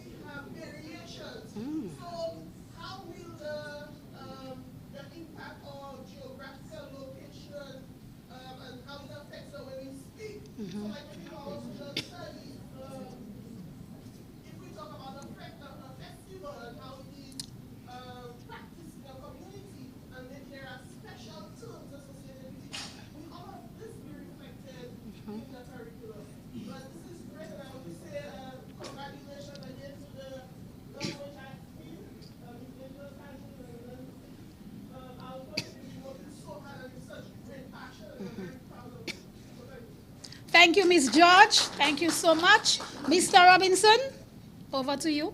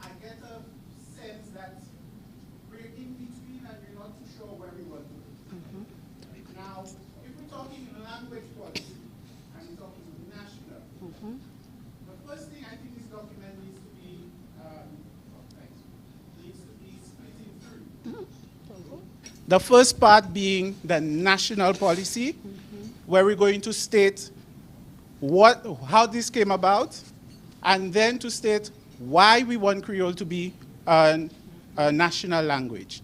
Okay, so we did mention in there identity, but we also have to remember the fact that there are a number of Creole communities around the world, French-speaking Creole communities. And if we're going to be able to sell our language as an international language, we need to join forces so that we can say, well, yes, Creole, each Creole having its own culture as well. And that also has benefits, socioeconomic benefits, in the sense that we can market our own traditions, We're looking at tourism. We're looking at a number of areas. Okay? We're looking at as well as Creole in terms of, I have so many points there, let me see. Yes, but we also have to look at the situation and justify why we want Creole to be the national language. In the second part, we will address the education aspect of it. So in the education system, what the policy seeks to do and how we're going to implement the Creole, how we're going to get it in terms of, as we looked at curriculum and so on. What the assessments would look like, and then with the plan for each of the areas. In terms of the implementation plan, I noticed that goal number 1 was never addressed, which is why we want to ascribe equal status to the two and how we're going to go about doing that. And if we're talking language policy and equal status, first things first, that has to be enacted in law. So a language act needs to be drafted. Who is responsible for monitoring? So is there a language commission that's going to be involved? We have to look at the question that Giannetti asked about nominalization. How are we going to handle these issues? Are we going to look at what exists in other Creoles and adapt it? Because again, our French Creole exists in a context where English, which is not the feeder language, the original language, in terms of lexifying our Creole, giving the vocabulary. So what nominalization policy are we going to adopt to handle some of the issues that Ms. George mentioned? In terms of, just trying to find my documents. Number 2, in terms of the curriculum, the teacher training, I had a couple of questions as well. I noticed we did mention a lot about bilingual methodologies, but we mentioned primary. And if at the end, or our end goal is biliteracy and biculturalism, at the end of secondary, we need to consider including secondary school teachers in the training, as well as principals, because these are the ones who are going to be monitoring and evaluating what's happening. We tend to do a lot of things, and we do it with the teachers, and we forget about the persons who are monitoring.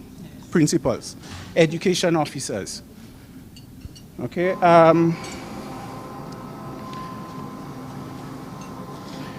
Again, I spoke to the terminology. I saw something about short trainings. Again, my question was, how will we determine what these short trainings are? Okay.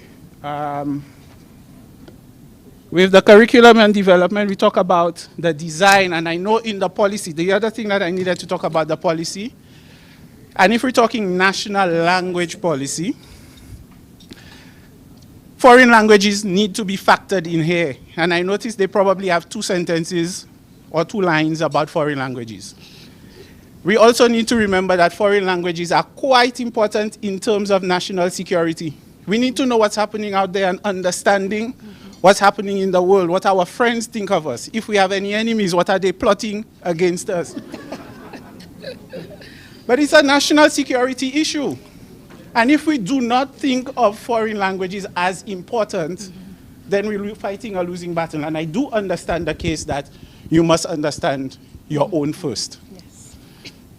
But I think as well that in a time of globalization, we cannot limit our students to French or Spanish anymore. So we have to open up the offerings, and we need to determine whether all schools offer everything or all schools offer a choice. If it's this one will be French and Mandarin, this one will be French and Spanish, etc. But we need to think about these questions a lot more broadly in terms of policy. Okay, and then the other question for curriculum, how do we incorporate the culture? We talk about the ideal St. Lucian, but there's nowhere in the curriculum where our students learn our national dances, about our festivals, writing, even how to prepare some of the local dishes. That's not featured anywhere. Yet, we say we want the ideal St. Lucian. So we need to think about some of these questions when we're talking curriculum development and supporting culture in our curriculum. So I think I'll stop here for now. If I remember anything, I will add. Thank you, Mr. Robinson. Thank you, Mr. Robinson. Ms. Coughlin would like to respond. Oh no, I'm not responding. I am adding to the discussion. I think these are very good questions that have been brought up, and that is exactly why we are here, because we have different perspectives. There are a couple things that may help answer a few of those questions. I'm sure that a lot of you would have noticed that we've been using the phrase national language policy, but now we're using the phrase language education policy. We did host, as was mentioned, an online conference last year. We invited a few persons from around the region to give us some considerations as we were designing an implementation plan. And Dr. Devonish of Jamaica did bring up that very same issue, that a national language policy goes beyond what happens in education, and that it must consider all of the languages that are being used in the country, including the Creole English. That helped us to understand the limitations of what we were doing, and that what we had was really a language education policy. We agree totally as well that we want to expand the foreign language offerings. But we do realize that is a little beyond what it is we're doing now as well. As to the first goal, I think if I think Professor Hazel Simmons McDonald really expressed it well in her presentation, providing not just a rationale for why we as St. Lucian should have this Creole language as a national language, but also providing scientific evidence, research data, explaining it really well why this first goal needs to be met first before we can have any of the others that we're looking for. So definitely all of the questions that have been shared in the presentations, as we mentioned, the plan is not complete. That is why the majority of you are staying here for the rest of the day to raise those other questions, such as those raised by Mr. Robinson and raised so well. So I'm hoping that you took a note of some of the questions that he asked, so that as you're putting into that plan for the next few minutes, we can have a really robust and complete plan that will address your perspectives that differ from those of the persons who did the initial drafting. Okay, so just to help you get a little perspective. So I'm really hoping that there are some other comments and questions that are being raised. I'll pass you back to Shirley. Thank you, my dear. Next person. Yes, Mrs. Charlemagne. Good afternoon, everyone. Joelle Charlemagne from the South, not from... So the South has support, definitely. I would just like to respond and expand on what Ms. George mentioned about terminologies in various subject areas like law and sciences, where you have those terms like photosynthesis, and exactly what is the French Creole equivalent.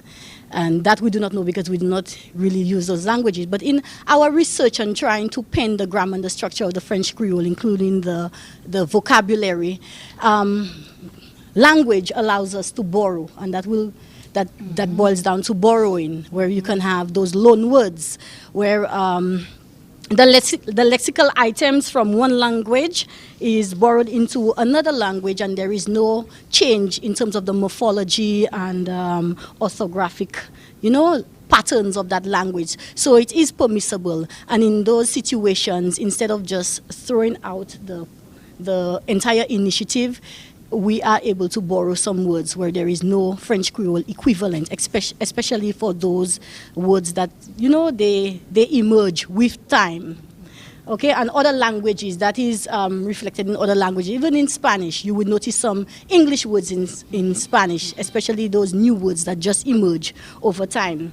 So also, she mentioned about the grammar of the language, because we have so many dialectal variations, and you're wondering, based on which community, which one do we adopt? Now, that will that raises some essential question as to what do we accept as the standard French Creole that we would want to impart in schools. So it calls for a lot of work and probably the Language Commission to come together and look at the various variations and maybe go back in history and establish which one we will accept as the standard French Creole that will be imparted in education. And Dr. Fevrier also mentioned about code switching. And code switching is very prevalent in St. Lucia, where we just move from one language to another. And it could suggest a lot of things. One, there may be a lexical deficit in terms that you do not know the phrase or the vocabulary, so it forces you to switch to the one that you are very familiar with. Or it could be that it just displays some, it is done so fluently by balanced bilinguals that it exposes some high degree mechanism of cognitive control. But with, that's what it is. Yes, they're very skillful at doing it. But even with the code switching, and we switch so much from the French Creole to the English, I don't know if you have really paid attention to our grammar, whether it is diluted in a sense, and if that has implications for language shift and language change, where you have a different variety of the French Creole. And there are so many English words now borrowed in French Creole that you even think that it is a French Creole term as well. So that has implications for relexification of the language that we need to do a comprehensive study on to know that which words we are adopting as relexified vocabulary for our French Creole that we are going to adopt in school. So a lot of considerations had to come in play in terms of exactly what is the grammar, the structure that we are going to adopt to impart in schools. That's it. Thank you. Thank you very much, Miss. Miss Bissett.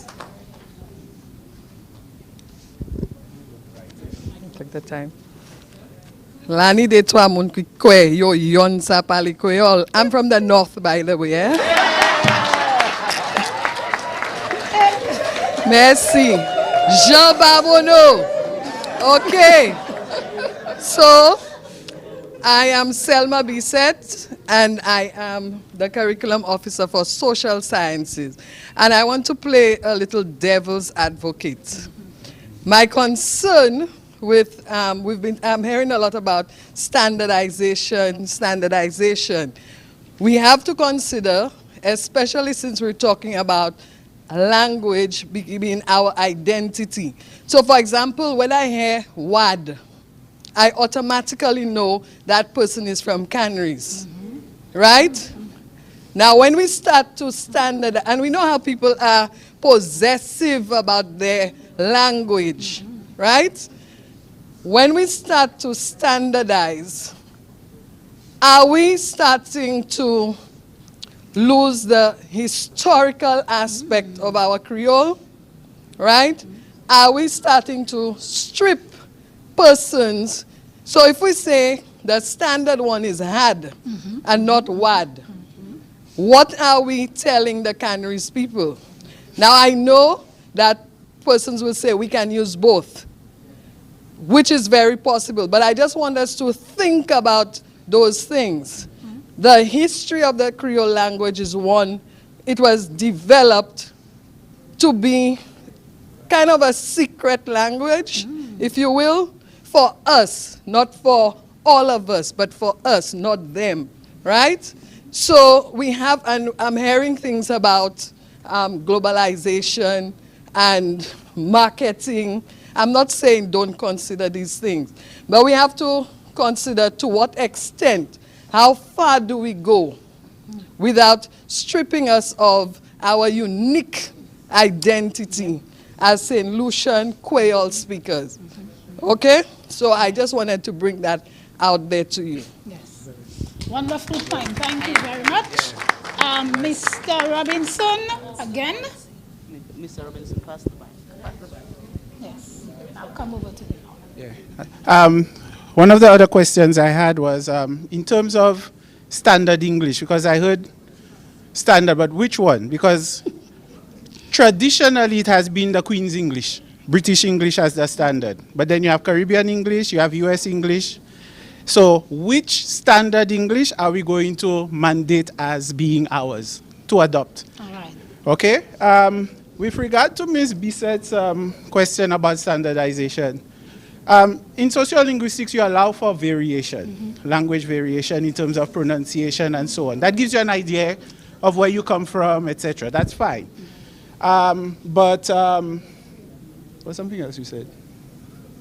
But anyway, and then the other thing for the school, when we're talking about curriculum and the programs, I was asking as well, what model? Are we using an immersion model where you start in the other language with a natural approach, you only hear that language, and then gradually you start with yours as well? Are you looking at a second language approach or a mixture of first language and foreign language? So I'll just pass it on to Ms. Yes, thank you. Just now. Dr. Meyer, and then we have two other persons. I'm almost out of time.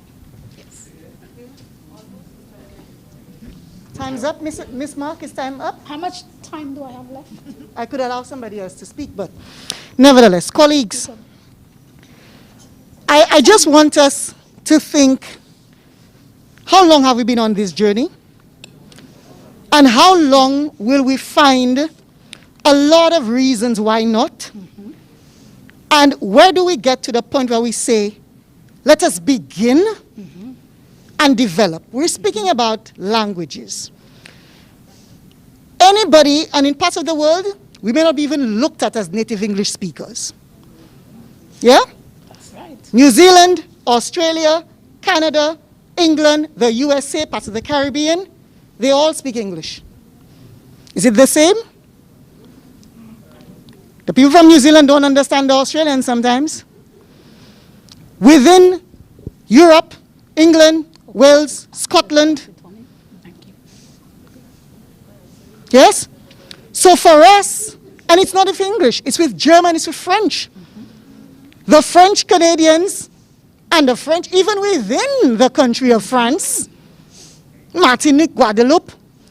So I'm saying all of this to say, colleagues, I am a German speaker. Within Austria, there are different places where German is spoken differently. North Germany, South Germany, I laughed when I saw, you know, somebody speaking German on a German television program and they're writing what he's saying. Does that mean they don't understand each other? So I'm saying this, colleagues, to say we must, as a nation, appreciate French Creole is St. Lucian.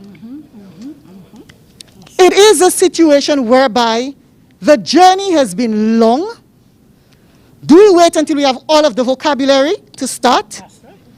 Do we wait until we have every teacher trained to start? I don't know. I'm just throwing this out there. We are big into ICT. I see Mr. Jason Joseph, I don't know if he's here today. I see him on Facebook teaching Creole. What is wrong with using the technology to project a competent speaker to secondary school students? Do we need 50 teachers trained? Can we have one competent, 2, 3, 4 competent people to project to our students? And in the chat, they can ask questions. They can have the one-on-one. We need to start moving away. Dem is sat here. We've been here, we've done that. And I'm prepared in the capacity of Chief Education Officer to say, let's look at a pilot. Let's look at some schools. Let's look at competence we have on the ground. And we build as we go along. Because to wait for perfection, we may never get there. So it is to say, colleagues, it is our identity. When we get to New York, we speak in French Creole, because we don't need to understand. Because we're competent at it and we take it as our identity. So my pledge is that any support that I can give, Mr. Wagner is right here, education officers are here, colleagues are here, principals, curriculum officers, let's pull our heads together. What can we do to help ourselves? Be critical of where we're going and to identify next steps with the view of moving forward. Thank you very much. Thank you, Dr. Meyer. I have time for only 2 persons, but you have to be very short. Miss Maxwell? It's okay? And somebody else had their hand up. Okay. So this table is fine? All right, just one more person. Anybody has a burning desire? Speak. Sorry, not definitely not burning, but I would just like to add to what Chief said that we have made strides. I'm proud to say that I own a a Creole dictionary and a Creole Bible. Okay, they may not be, absolutely contact in terms of being complete. They may need to be reviewed like all books.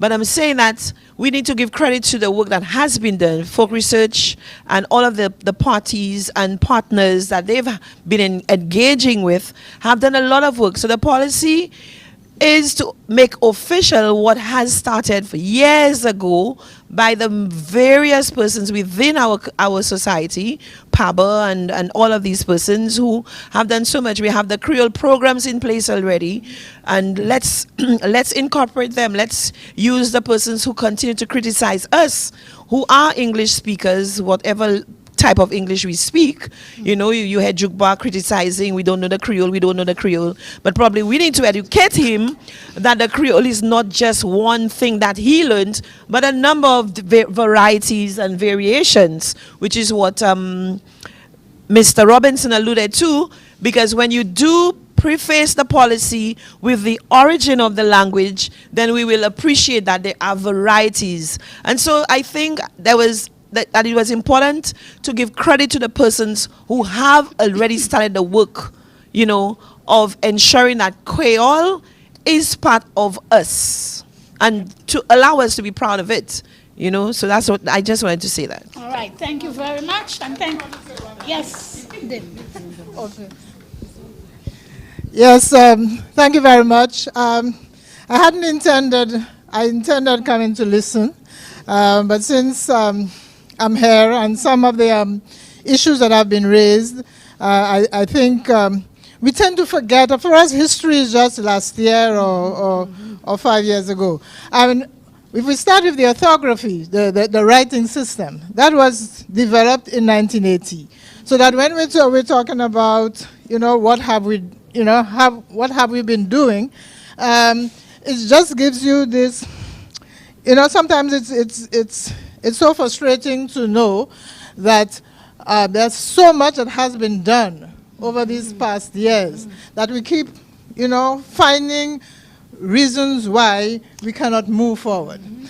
We talk about resources. Now, as I think somebody just said, we don't have to start, every possible thing, translate everything before we start. In the Seychelles, for example, when the decision was taken, and in the case of Seychelles, Creole at some point, although they have changed a bit, what is the first official language. So which means it's the language that is taught at the entry level in the education system. And as you move along, different subjects are taught in English, others are taught in French, and some continue to be taught in Creole. So there are models that we can look at.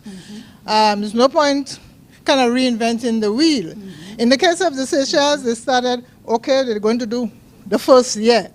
And you have a group working on maybe translations or some of the texts that were in English, and they just moved on as the year progressed. So, and, we have dictionaries. When we talk about, nominalization, lexification, re-lexification, we have dictionaries. We have about 4, if I can, we have the, what's his name there? The Mondesi. There's one from the Ministry of Education, and there are probably 2 others. Now, these things are there. I don't know if you remember Aunt Chenu with Michael Walker. I mean, to be honest, Mr. Walker has done so much work in the education system. When he did leave St. Lucia, he donated to the Ministry of Education a sizable amount of resource material. As to where these are housed, whether they, maybe some flood or something, I don't know. But there must be somewhere. It's not 2 or 3 little copies that would get lost, in a ministry. It's, it's a lot of material, He has Bonjour Saint-Lucie. Yeah. So, he had copies. There are 6 of these titles, Bonjour Saint-Lucie. He had a program, and nous parler créole, on TV, on radio. He left all these. And these were, from his own personal resources. And that is the problem, that we have, unfortunately, that we don't really appreciate. If we don't work for it, then, we don't appreciate it. So it must be somewhere let's put it in the ministry. Yes. Now, as to what the physical location, but it's somewhere. And we need to try to make the effort to, to get these things. The other thing about it is that, everybody has an opinion. When they don't like the orthography, why is it they say they prefer to say it like that? So I say it's, it is as if what we have are idiolects. Everybody has his or her way, or they think, of representing the language. There have been attempts, for the glossary, for lexical terms, if we're starting, but for public education, a few years ago, 30 years ago, we had groups. People, you take the weather, you take fishing, you take agriculture, you take health, and you come up with the lexicon. I remember, I don't know how many people remember Miss, she's Judah Alexis. She's someplace in Louisiana, anyway. But her particular area was health. And she had a list of, a glossary of medical terms. We try to do it with the weather, and we try to do it with media personnel. But again, everybody feels that the way they do it is, it can be the only way. So I'm saying, you have to make the first step. And a lot of first steps have been made. It's a question of just deciding, I know we're waiting for the authorities, whoever the authorities are, to say, let's move on. But if we do it at the level of civil society, let's put it that way, and we start putting things in place, the authorities will look and realize that, there is, that groundswell, and build on it. Yep. So as somebody who's been doing this for years, 1980, now my mathematics, we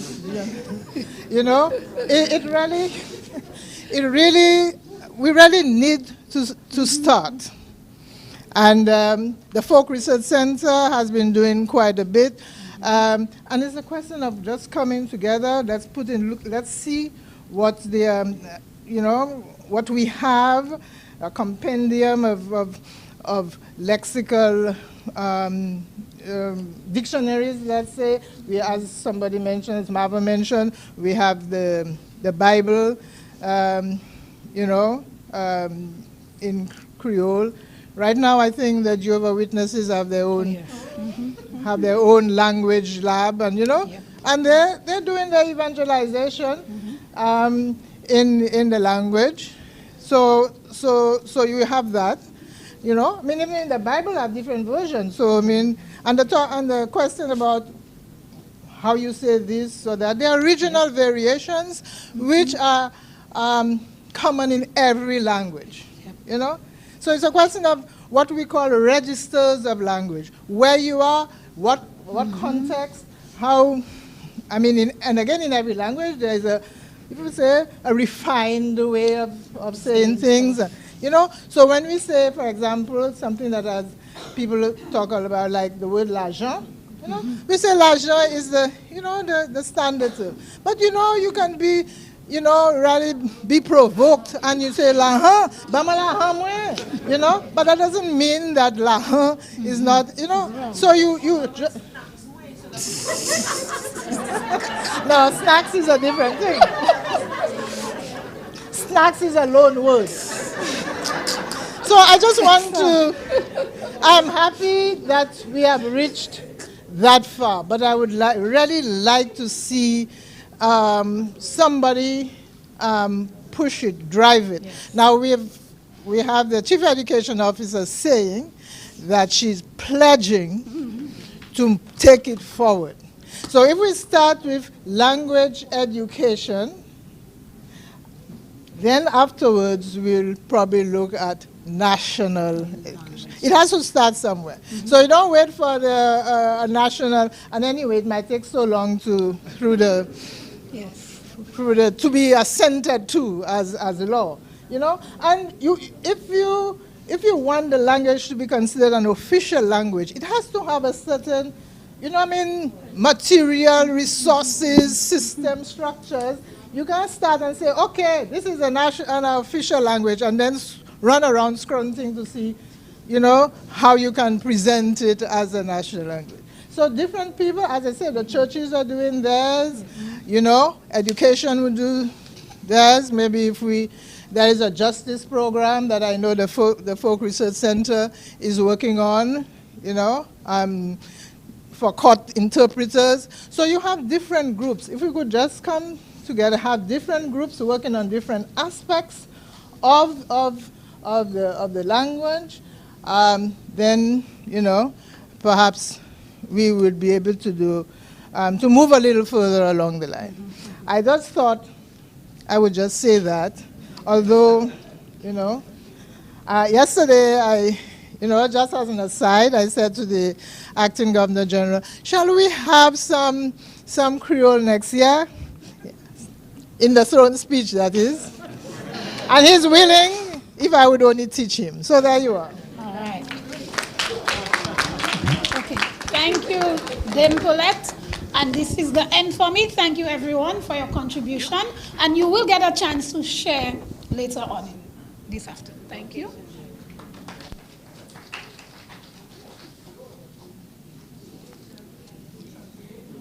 We have been given quite a lot to ponder on.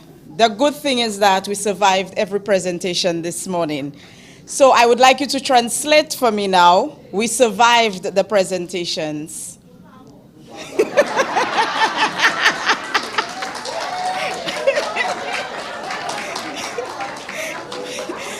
Okay, accepted. My translation would be, nous si vive présentation. C'est présentation. Yes, survive is si vive. Yes. Okay. We would like to thank those of you who came specifically for the morning session, especially Governor General Emerita Dame Paulette Louisy, our Chief Education Officer, Dr. Myers, UNESCO officials, our district education officers, Peace Corps and Folk Research Center representatives. The rest of you will be guided shortly to your working sessions. Ladies and gentlemen, it was a pleasure being your host for the first part of the morning. You were a great audience, and I was a great MC. Of course, let us clap for ourselves. Once again, thank you for joining us. Your presence and participation are indeed proof that we are off to a great start to the implementation of our language policy. Merci pour présence et puis participation. Bonne journée. I thank you. So the research aspect of the implementation plan of the language policy mostly falls under two components. The first of these is a needs assessment. The language policy mostly falls under two components. The first of these is a needs assessment that we will need to find out the linguistic and sociolinguistic statistics in St. Lucia.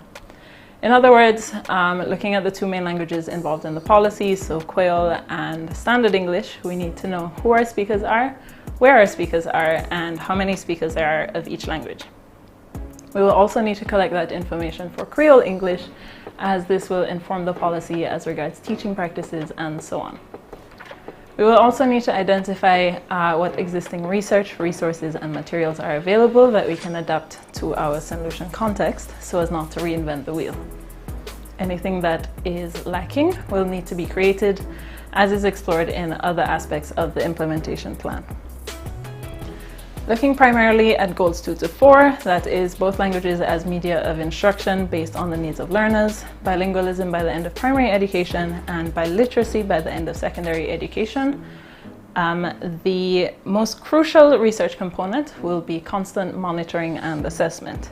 This means existing teacher performance and innovation, learning outcomes, classroom instructional processes, student engagement, learner literacy rates for both youth and adults, and curriculum content. What we really want to know is the policy efficient, is the policy sufficient, and is the policy impactful? If yes, we can continue to roll out the plan and widen its scope. If not, we adapt and continue to assess until we strike the right balance. Regarding goal 5, so that learners should be communicatively competent in at least one foreign language by the end of secondary school, we will also need to identify any additional foreign language options that can be added to the school curriculum. The needs assessment will help to inform this because we will have some language information from St. Lucia regarding the most common languages spoken outside of Creole Standard English and Creole English. We will also need to evaluate existing foreign language education through the same monitoring and assessment procedures mentioned before, but with an additional focus on the impacts that bilingualism and biliteracy among students has, or at least should have, on teaching practices and student performance. Now, in all of this, there will be opportunities for collaboration, there will be opportunities for publication, and of course, this research will need to be disseminated within St. Lucia and outside of St. Lucia as well. As we here at the Curriculum and Materials Development Unit work towards achieving our mission of providing quality curriculum and instructional support services for the promotion of lifelong learning and the development of our human resources, we believe that it is incumbent on us to lead the charge towards the formalization of the Creole language as a formal national language, so that it can have the same status as English. Already, Creole is used in everyday life, including business transactions. And as a language evolves and develops, it is only natural that the speakers of this language should also be able to read and write. It is for this reason we here at CAMDU are working towards the formalization of our national language policy. The national language policy will provide the framework required to ensure all the processes are put in place to enable us to achieve our goals, so that every primary school child will be truly and competently bilingual in both the Creole language and Standard English. And also, by the end of secondary school, every child should be effective communicators in the use of the Creole language. We should all lend our support to the national language policy, as Creola c'est ça nous, and this is a history-making event. I think that introducing the teaching of the Creole language in the classroom is a very good initiative, because Creole is our language. We have to embrace it, we have to appreciate it. Also, Creole is actually a language with its grammar, mechanics, everything like any other language. Also, when I was at university, I actually did a Creole course, and that is where I actually learned to write it and spell it properly, and also to speak it more fluently. And I also learned a lot of the vocabulary of the Creole language that I thought I knew but really didn't. So I think introducing it in schools is very, very important, and it would also show people who do not appreciate the language, they would have a better appreciation of it, because sometimes still we find that it's looked upon as a negative thing, that it would deter students from speaking English properly and so on. I would like the teaching of Creole to happen so as to dispel that myth that Creole is something negative. Also, in teaching it, students would be able to have a greater appreciation of its authenticity and our culture, and also other people might want to learn it probably in the other islands where it's not taught or where it is not indigenous to them. I think St. Lucia itself is a country that's bursting with beauty and life and culture, and the Creole language is a firm part and a fundamental part of our culture. And I think with anything that's important and necessary for life, it has to be taught and learned. And I think introducing Creole into the schools, where from a young age, people my age and younger can learn it and grow up with it as something that's a part of them and makes them more of a St. Lucian, is something that's really good to implement. I think a big part of our culture is our distinct version of Creole. There is no other kind of Creole like ours, and I think it would be really good for everybody, at least the majority of the island, to be able to speak something that is so native and so fundamental as a part of who we are as a people. Timely, feasible, practical, important and necessary summarize how I evaluated the national policy as I read. And as I read through the policy, I was constantly reminded of one of my favorite teaching mantras, which states, "Teach utilizing the lived experiences of students." It is my opinion that the policy encourages culturally responsive teaching.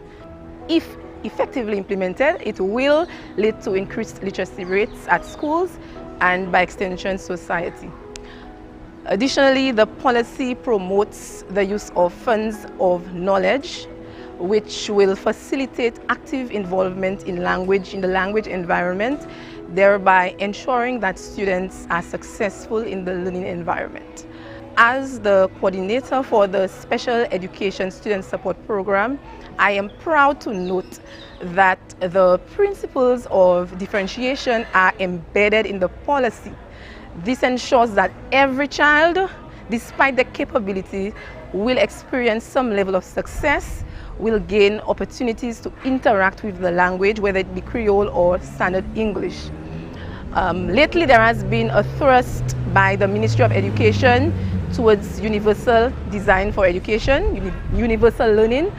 And so I am proud to note that as I read the document, I recognized the features, key components of UDL.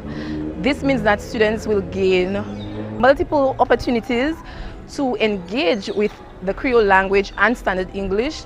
They will also gain diverse opportunities to engage, to represent the information that they learn.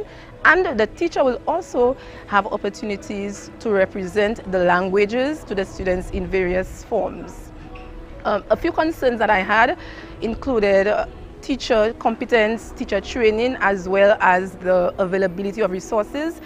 But as I read the draft, those concerns were addressed adequately. One suggestion that I have is that perhaps a lesson plan or more specific pedagogies should have been included in the policy. But I'm hoping that those will be addressed at the training sessions and workshops for the teachers. So all in all, I think it's a very relevant policy, and I look forward to its implementation at the schools.